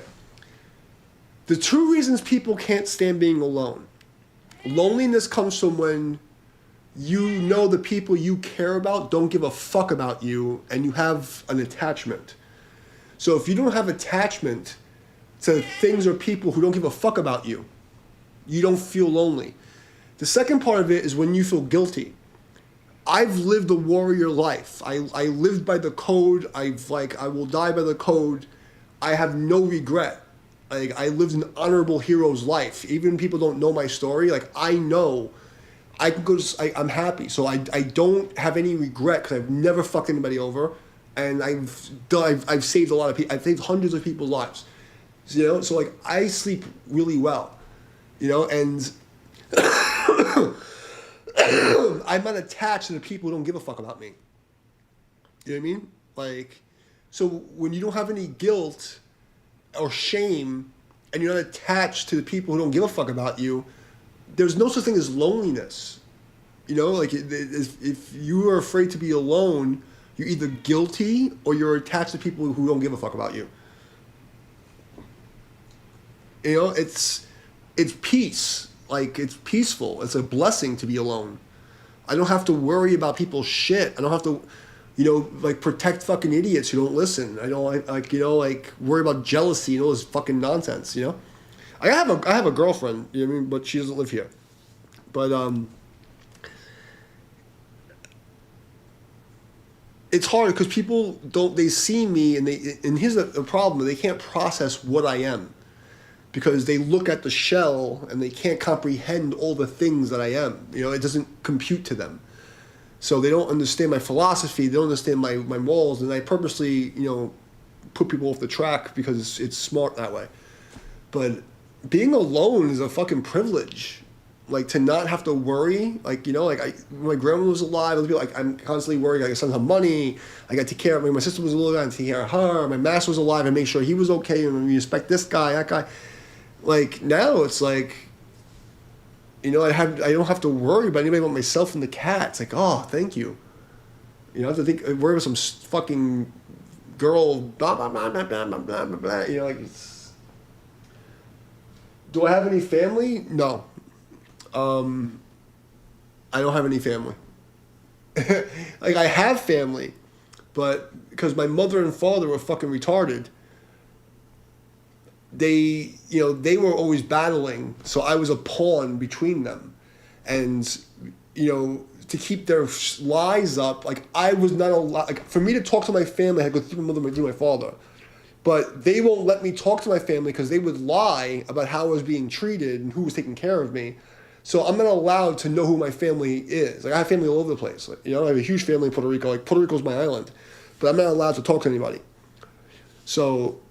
And it really, when I became a Buddhist, was like the final straw, like, you know, because then, like, that was when everyone cut me off. Because I was, here's the thing, in 1999, 2000, there was no vegetarian Buddhists.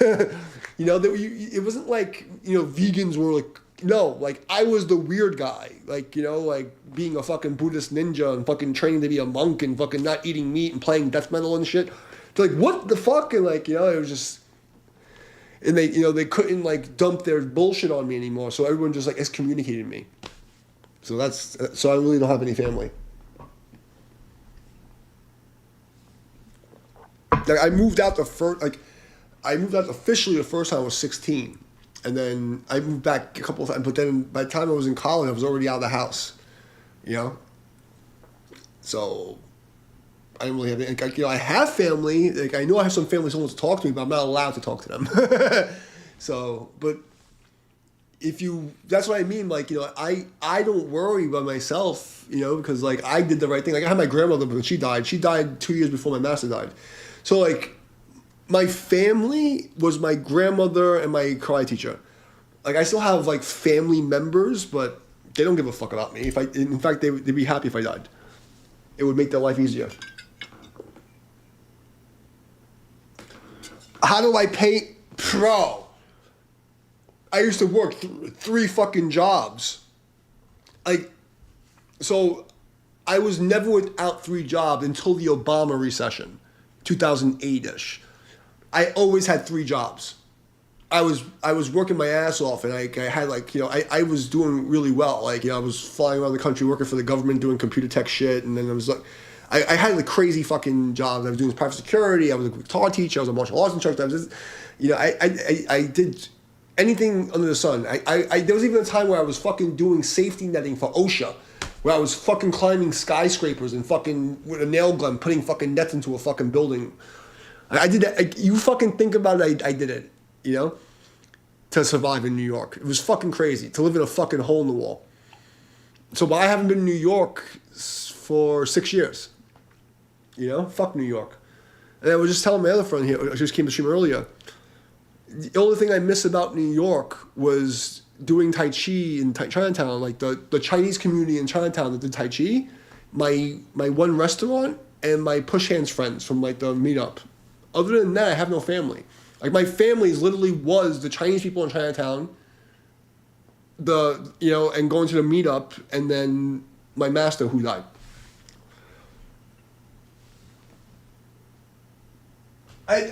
Honestly, I gotta be honest, the North Carolina food is really good. It's weird though. I was in Gastonia for a little while, and they had 3 pizzerias that had New York pizza, real New York pizza. Then in Charlotte, it's fucking terrible. And they don't have chow fun here. But where I am now, they have really good Chinese food. And all the food here is really good, except the pizza.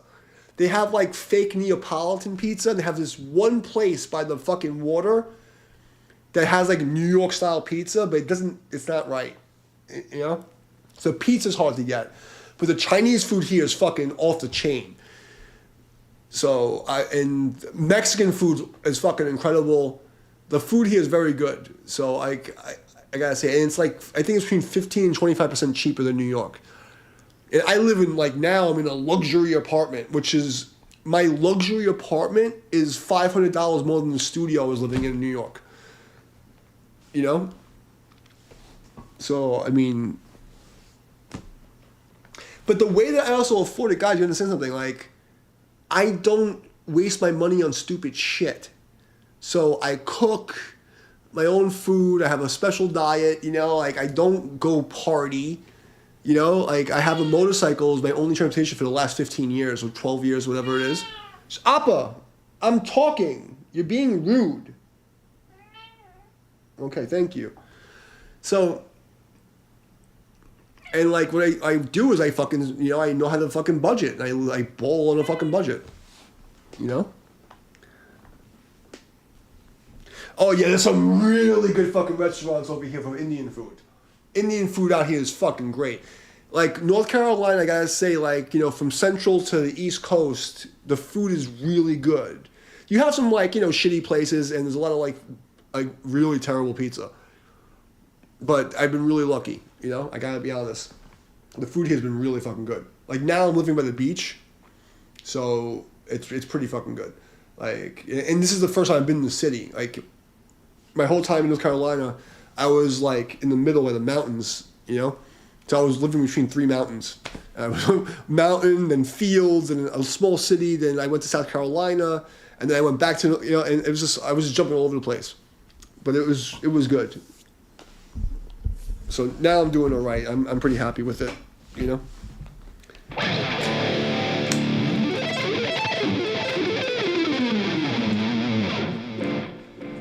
So that's kind of where I'm at. But Indian food is my favorite because I'm vegetarian, so I haven't eaten meat in 25 years. It'll be 25 years.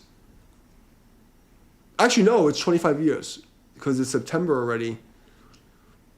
So I stopped eating meat in May. Or my last meal, I was working at Cornell, and I had a pastrami on rye And then after that, I went back to my neighborhood, to Canarsie, in Brooklyn, and I had because pepperoni pizza was my favorite. So my very last meat meal was pepperoni pizza. And that was the last time I've ever eaten meat. And that was 25 years ago. But Indian food's the fucking bomb, bro. Indian food's a shit. I remember I had my friend, what was his fucking name?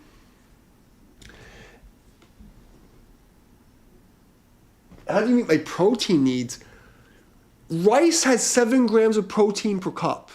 And the most complete protein is rice and beans. And you don't have to eat them on the same day. If I eat rice today and fucking beans tomorrow, the proteins mix and I have complete protein. There's no more complete protein than rice and beans in the entire world. And there's no such thing as protein. Okay? It's amino acid. And it's complete bullshit. Everything that's alive has protein. There's essential amino acids and non-essential amino acids. The only thing you have to kind of worry about is B12, and even that, I don't even believe. I think it's synthesized in your stomach. So once in a while, you eat egg or fermented food, you're fine. But like when I was really training, bro, I was fucking 225 pounds at 3% body fat. I was fucking jacked. I didn't eat any meat. I was actually eating mostly fruit, and rice and pasta. Oh my God, German food's fucking terrible. German food's fucking horrendous. It's fucking really bad. They have a couple of things that are decent, like some like sausage. Like I didn't stop eating meat because I didn't like the taste of it. I stopped eating meat because I became a Buddhist and I was also training for the Olympics. Because I had a spot as an alternate Olympic Taekwondo team. And I was working for the hospital and I started reading the studies, and I was like, oh, wow, like vegan athletes recover 45% faster, and then I was also training the Buddhist stuff.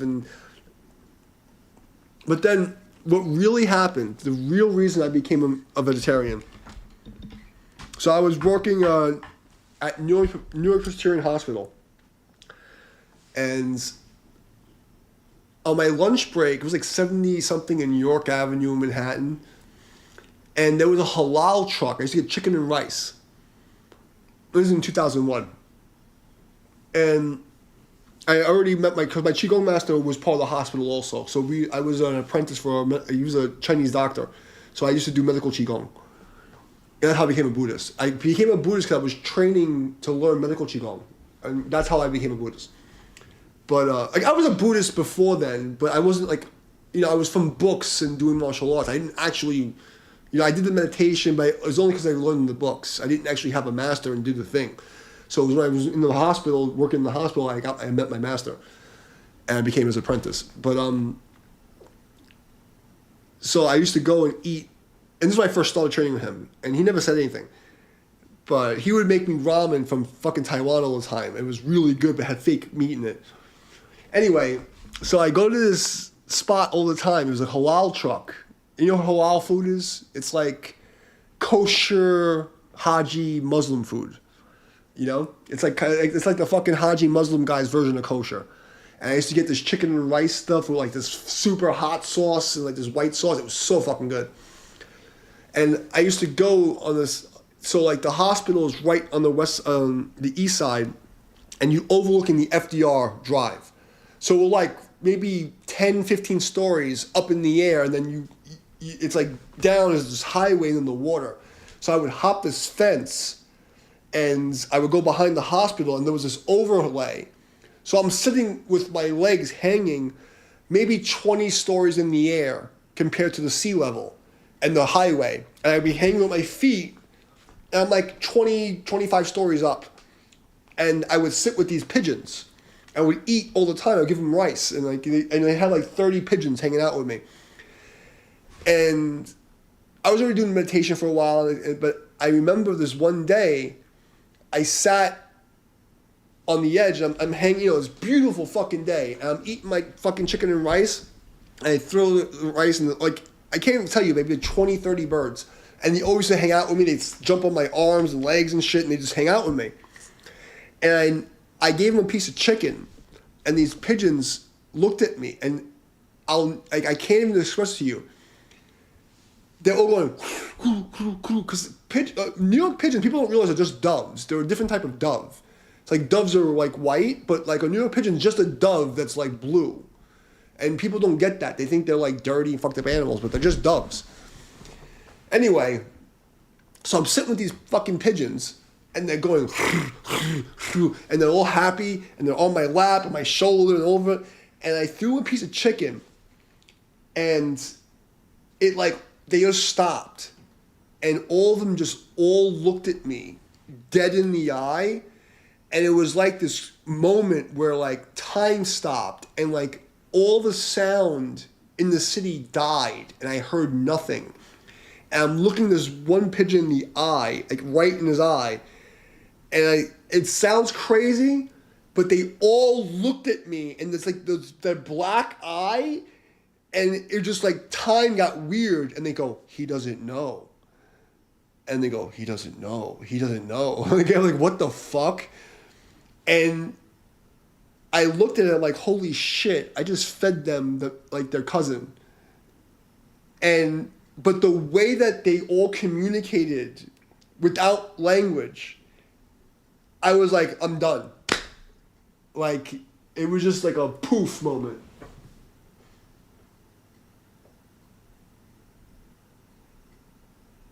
What are you talking about 3% pictures or didn't happen? What are you talking about? I'll give you pictures. What do you 3%? Because I just said a lot of shit. 3% body fat. I'll show you. I'll show you right now. Hold on. How do I get to my page? I'll show you right now. View my channel. Close this bullshit. I'll show you right now. Posts.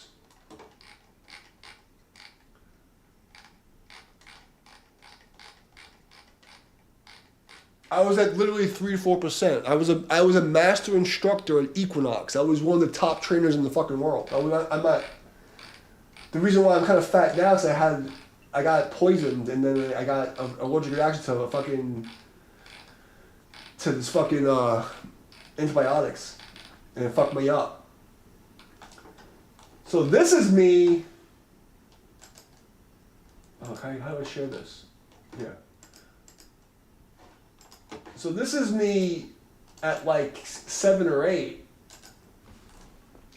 teaching a seminar. It was one of the seminars I taught at New York Wing Chun School on 6th Avenue. And then I'll show you some shit. Hold on. Wait. I got pictures of me when I was fucking jacked. Give me a second. In this picture, I was 4 to 6%. But you'll get the idea. I know it's on here. Hold on.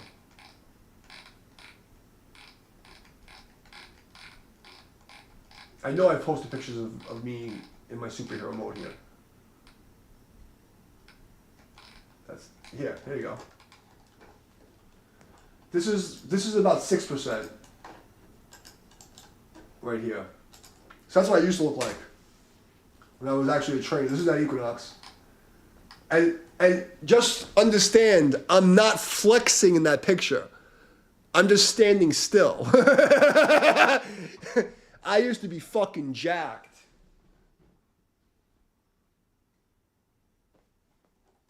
Like, I was jacked. And I wasn't even, like, this is literally me just standing still. So imagine if I flexed. I was fucking ripped. There you go. I used to be fucking diesel. Like super diesel. Like right now, I'm probably at like 12%. Like I just by judging my gut. So I'm probably between like 10 and 12. Maybe 14 tops. Because you can still see my triceps and shit, you know? I'm still pretty jacked if I flex. But the thing with the Tai Chi type of muscle is that you learn to completely turn your muscles off. You know? Yeah, I was literally ranked one of the top 20 trainers in the world, like at that time. I was a big deal. Like I've trained movie stars, executive producers, fucking ninjas, fucking military people. I was like a big deal. And that's why I was so confused when the Tai Chi community like came after me. I'm like, you guys are complaining that there's no real martial Tai Chi, nobody has a legitimate thing, and I'm like, I'm here, I'm the poster child, like, let me be your friend. And it was like, fuck you, die, I hate you. You're doing fake Tai Chi, everything's like fake. I'm like, what are we talking about? I'm literally the highest ranked guy here. I'm 20 years younger than you. Why do you hate me? I didn't do anything to you. It didn't make any sense. It didn't make any sense. I'm like, what's going on? And I realized, oh, I'm just too pretty for them. Lang Zai. Like, I'm fucking, in Chinese they say Lang Zai. It's like, pretty boy.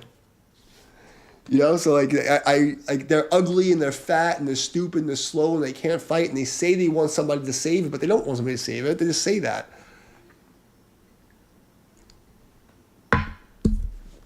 I can understand because I was so humble. I was the geeky fucking ninja nerd kid, superhero kid. Like I followed all the rules, I did all the thing. And they broke me. After COVID, they broke me. And you see my teenage side come out, my angst fucking anti-hero. But yeah, you can see I was fucking jacked, right?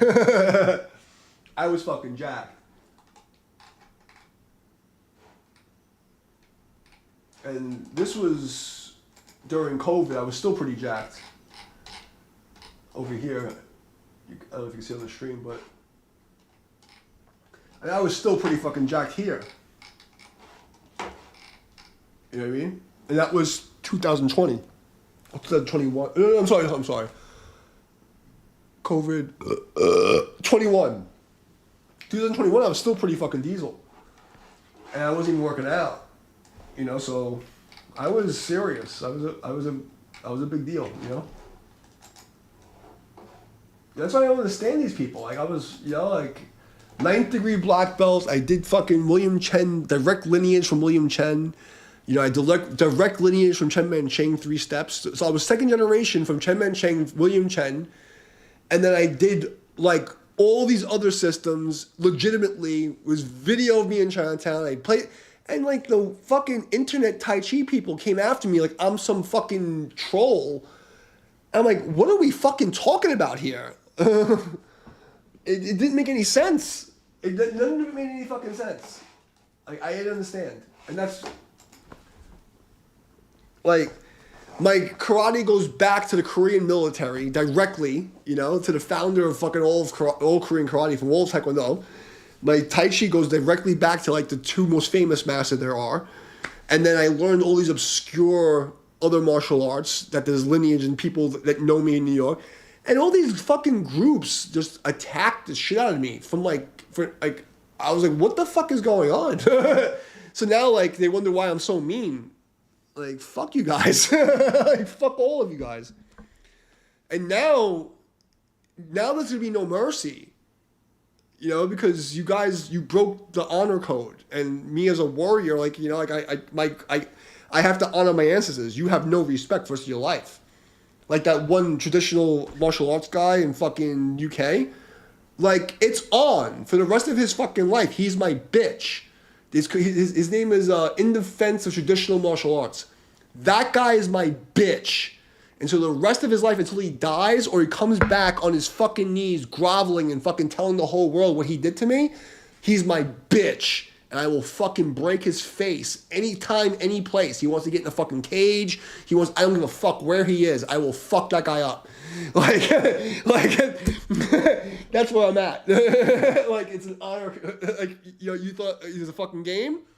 You're gonna find out it's not a fucking game. This is real fucking life, bro. It's real fucking life. Because the way that they came after me, like, organized, I mean, I got attacked by Antifa, BLM, the fucking government, the FBI, all these fucking people came after me during COVID.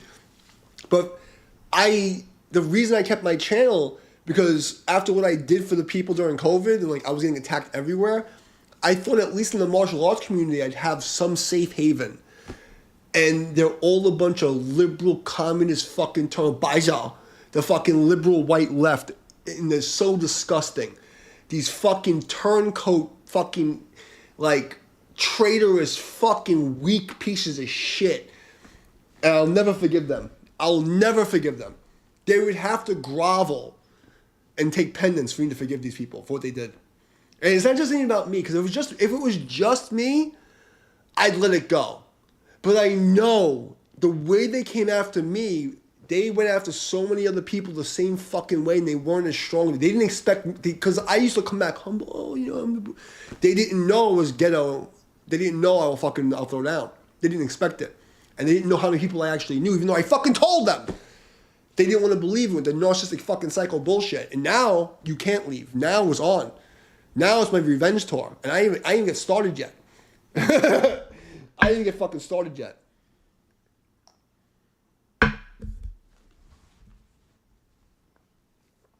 So, he's my bitch. That guy's my bitch. And you can go into his channel and say, I don't even know if he's allowed to post anymore. Because the UK government is so fucked right now, and the Australian government's so fucked with social media. All these people that came after me, the karma they're gonna get is so fucked up.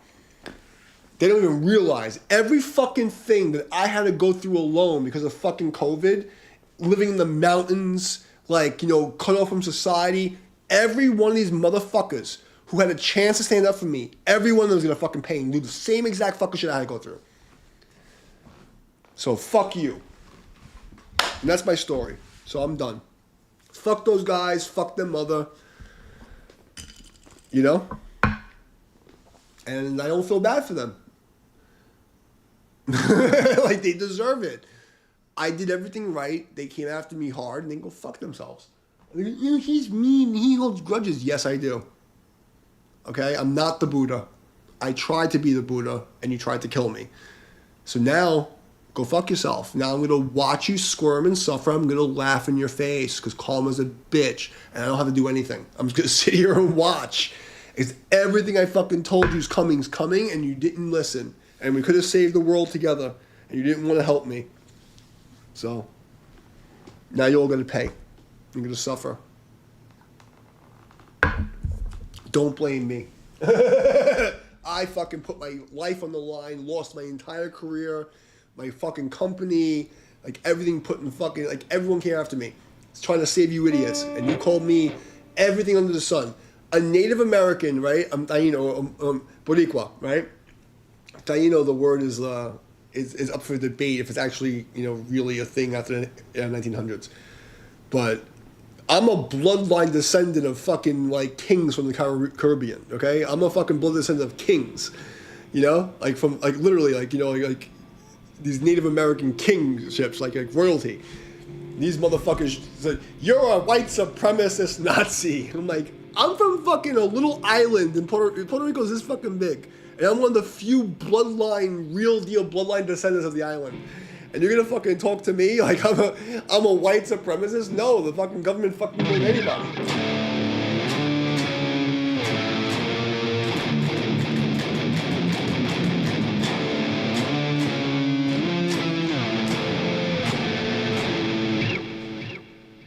What's too obscure? Which part of it? I'll give you more info. Which part do you want?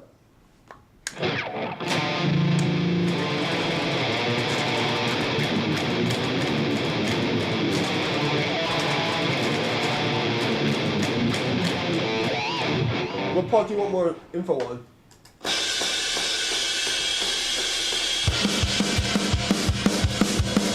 Which part of the story? I was talking for like 10 minutes, bro. You gotta give me more specific.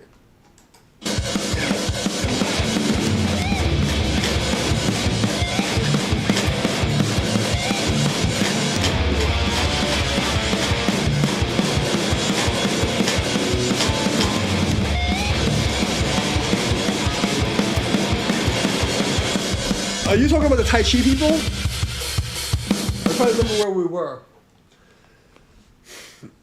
So I've been targeted since the 90s from the GATE program. I had a fucking extremely high IQ. I come from a fucking rare bloodline of people, of like, you know, of Native American people. So like I've been targeted my whole life. But then early 2000s, I was one of the founders of Anonymous, okay? Like the first, before Anonymous had a name, I was leading a fucking crew of 150 people doing like hacktivism, okay? And working and doing all kinds of crazy shit. Fast forward years, going to the Tai Chi world, you know, like, let's go to COVID. So during COVID, I had a political live stream. You know, I was, even before COVID, I was an advocate, you know, exposing bullshit. And people didn't want to hear it. But the Tai Chi people, they've been coming after me since Yahoo Chat, since the early 2000s, because I'm just better than them. That's what it is. And it's hard to accept that, but that's what it really was. But they would just, like the Fajing group on Facebook, Fajing Project, it's called, on Facebook. And then there's a group called Rum Soak Fist. And then there's Reddit people. And then, like, all they do is talk shit about me. And they have, like, these groups that their just, like, sole thing is to ruin my life. You know? Like, it was literally like, oh, you know, it's fucking crazy. But then, about 3 years ago, Damo Mitchell and his fucking friends, well, it really was it was really the Adam Minzer thing. When I stood up for Adam Minzer, that was like the big one. Like, they wasn't fucking me for a long time. Like, you know, if you go and you search my name in the forums, you'll see what I'm talking about. People just talk shit. I have fucking, like, trolls following me all the time. Like, it's just fucking terrible. It's community stalking. I don't want to say gang stalking, because you say gang stalking, there's these weird, like, people like, oh, there's people beaming shit in my head. No. When I say gang stalking, I'm talking about for the last 20 years, there's been several different online communities of 50 to 500 people who've come after me for different reasons. I'm not talking about like, oh, the government's sending alien waves into my brain and people are beeping their horn. No. When I say gang stalking, I mean gangs of people who are stalking me. Not like these weird conspiracy people. Like, there's literally been gangs of people stalking me, threatening to kill me. I've had Antifa, BLM, like all these other fucking people that want to kill me because I'm not a fucking communist cuck. Then I have the fucking, you know, the fucking Jewish fucking psychos that think I'm the Messiah. Literally, like, Jewish rabbis came to my Facebook page and accused me of being the Messiah. I can't make this shit up. Okay? And there's a whole group of them in the fucking Tai Chi community. All these, like, weird, like, you know, Zionist people. And they think I'm, like, I swear on my life, it's not me making this up. I can't make up something this crazy. That there's a whole section of Zionist Jews who think I'm their Messiah. And they hate me because I'm going to fucking, like, destroy their fucking whatever it is. Anyway, going back to the Tai Chi people. Some of Adam Minzner's students started, like fucking with me, and they went to my Instagram. I had a little discussion where I was trying to help the guy. And very few times I go out of my way to fucking post. And he did his form, this fat guy from fucking Australia. And he did his form, and it was like a form I've never seen before. And I know Tai Chi. You know, I'm autistic. I fucking study. I'm like, what form is that? It doesn't look like a traditional form. And I was saying it, trying to hint to him, you're not telling people the truth, and we're in a bad time. Maybe you should, like, pay attention. And he went off on me in the comments. And I said to him, you know, listen, guy, like, I can tell you, I can assure you, even though I don't have a lot of fucking followers, I'm an authority in the field. Okay? And when I said that, they lost their mind. And him and his buddy and Damo Mitchell tagged me on Instagram, which had nothing to do with fucking Yahoo, and they were starting this flame war. And I basically told them, listen, you want to talk about real Tai Chi, know your history, sign the death waiver, and I will fight all three of you at the same time. And I will fucking murk you. You have no chance. You literally, Adam Minzer has all his friends, all of them. Like, and I have no beef with Adam Minzer specifically, but it was the people around him that I was defending him, and they came after me. I was on the team, okay? And I'm like, I'll kill you all in a fight. Like, you guys want to come after me. I'm by myself, and I'm trying to be on your team. And you're going to go slander me and bring my fucking name and follow me to other websites and try to fucking gang stalk me again because you already know me from the forums. You act like you don't know who I am. Like, we have to fight like the old way. I live by the old code. You want to fucking, you want to test me? Then we're going to fight, sign the death waiver. I'll fight you 2 at a time, 3 at a time, 5 at a time. I don't care. You are not on my level. I'll fucking kill you. And that's what I told them. And then Damo Mitchell, he's a big fucking name. After me and these guys squashed the beef, Damo Mitchell comes from his fucking high horse and starts talking shit to me. And I'm like, bitch, I will fuck you up too. After that, this invincible fucking martial arts kid, he's like always talking, oh, everything's fake. And then they sent him after me. And like 3 months, I tried to be his friend. And finally, he disrespected my dead master. And I said, okay, now you're going to have to die. Like, you want to talk shit? Let's go. And he fought UFC, and he's like an MMA guy. He actually had real fights. I'm like, bro, now it's no more talking. Sign the fucking death waiver. Let's go. And he disappeared. He's the biggest fucking bitch in the world. That's why the Indefensible Martial Arts channel, he's my bitch. For the rest of his fucking life, he's my bitch. Okay? He's my bitch. So then after that, these groups, they go and they try to get other people who don't know the story to come attack me. So now with Tai Chi United and Sifu Shirley, when she was even when she was with Ping Tai Chi, they would go after her and talk shit. And then like you have these weird fucking like narcissistic fucking liberal trolls that come, and the only comments I get are these fucking weirdos who stalk me. It's been 15, 20 years of me getting gang stalked by fucking retards. And me trying to be like, until they fucking push too far. So that's the real story. You wanted the story, that's the story. So, I gave you the story. And on that note, I'm going to go eat some ramen and pick my nose, scratch my butt, and watch fucking anime and go to sleep. I have nothing else to say. Does that make sense? Is it a good enough story for you? So, but I no longer have any respect. And then on top of it, recently, I'm hearing stories of all these Tai Chi masters and friends of mine who are like rationalizing Cracker Luther King's death and the people that are protesting funerals. And that's it, I'm done. That's the last straw. I'll take a lot of shit from me. You have to really push me. But I see you like dishonoring innocent people and misrepresenting our ancestors. That's where I draw the line. That's like the end of it. And hearing that, like, even my friends are like disgusting. Like the shit that they're saying is so disgusting. That Baixiao is like in Chinese is a word that describes the white left. Baixiao is like a Baizou. And these Tai Chi guys think that they're like the real deal and they talk to me. And I'm like, you realize that in Chinatown, I'm accepted, you're not. In China, I'm accepted, you're not. You're a joke. And you act like I'm the fucking fake everything. But if I go to Taiwan or I go to China, they're going to accept me, they're not going to accept you. You're a fucking joke. You're all a joke. And you've been spending 15 years attacking me. And you don't even know a Chinese person. You do Tai Chi, you never even met someone Chinese. You got your Tai Chi from some white lady on fucking Facebook. Like, you don't even know a Chinese person in your life. And you're talking to me like I'm the fake guy. So, that's the real story. Take care, Crazy Tay. I'm going to sleep also. I fulfilled my duty here. I appreciate you guys supporting. I've seen a couple of friends come by and say hi to me. It made me feel good. And that's it.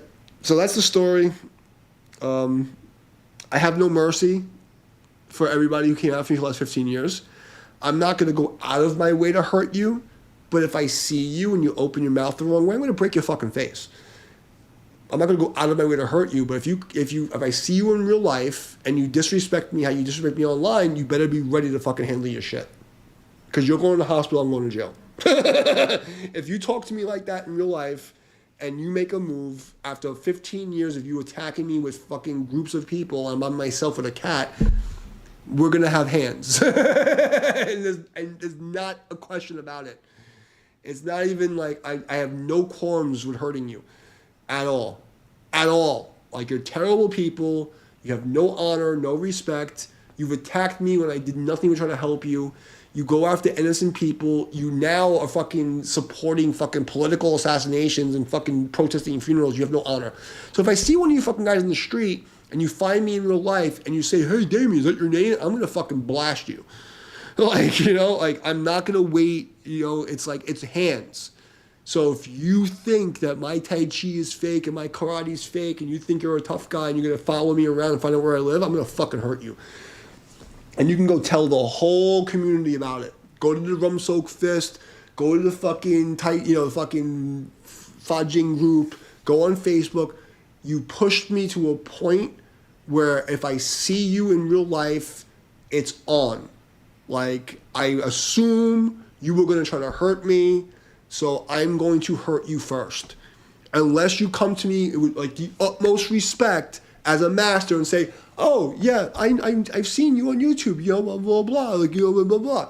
If you don't come, if you say my name in fucking the street and you act like you know, I'm going to fucking murk you. I'm going to fuck you up. It's going to be hands. That's how far they push me online. That's how far the Rum Soak Fist, the fucking Reddit people, the fucking Fajing Forum people, fucking Adaminza students, all the fucking trolls that follow me. If I catch you, it's hands. Because I'm going to have to assume that if you found me in real life, the way that you stalk me, that you have bad intentions. So if I see you, I'm going to strike first unless you are very, very respectful.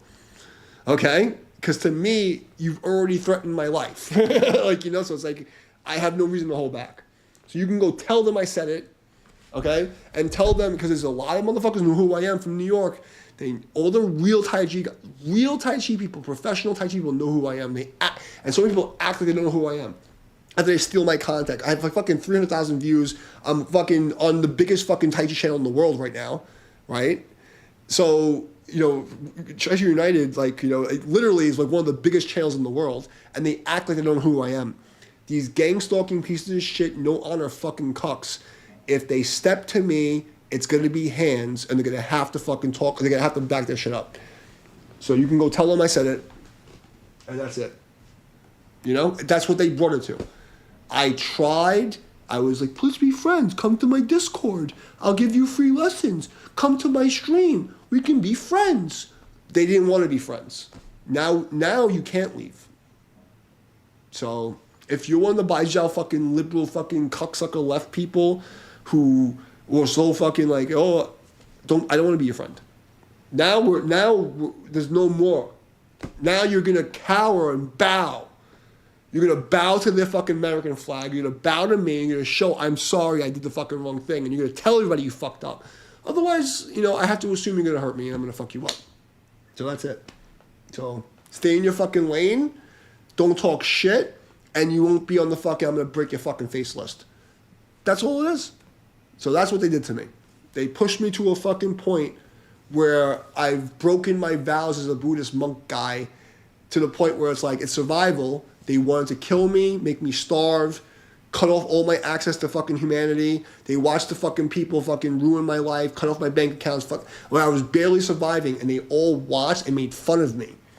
While I was starving, while I was sick, I was vomiting and shitting blood, like going through surgeries, all this fucking crazy, people dying around me, and they attacked me. That's what the Tai Chi world did to me. The online Tai Chi people, and people who my friends sold me out for fucking COVID. Okay? So, no, there's going to be no mercy. You made this. So, I'll follow the old code. I'm not going to go out of my way to hurt anybody. But if I fucking see you and you open your mouth stupid, I'm going to hurt you. And I'm not going to feel bad about it in any way. And there's nothing you can do about it. So, your best fucking bet is to stay the fuck away from me and be really fucking respectful. Because if you're not, it's going to be hands. And you can't stop me. So, on that note, on your human tongue, say I love you. Grateful presence. Price your gratitude. See you next time.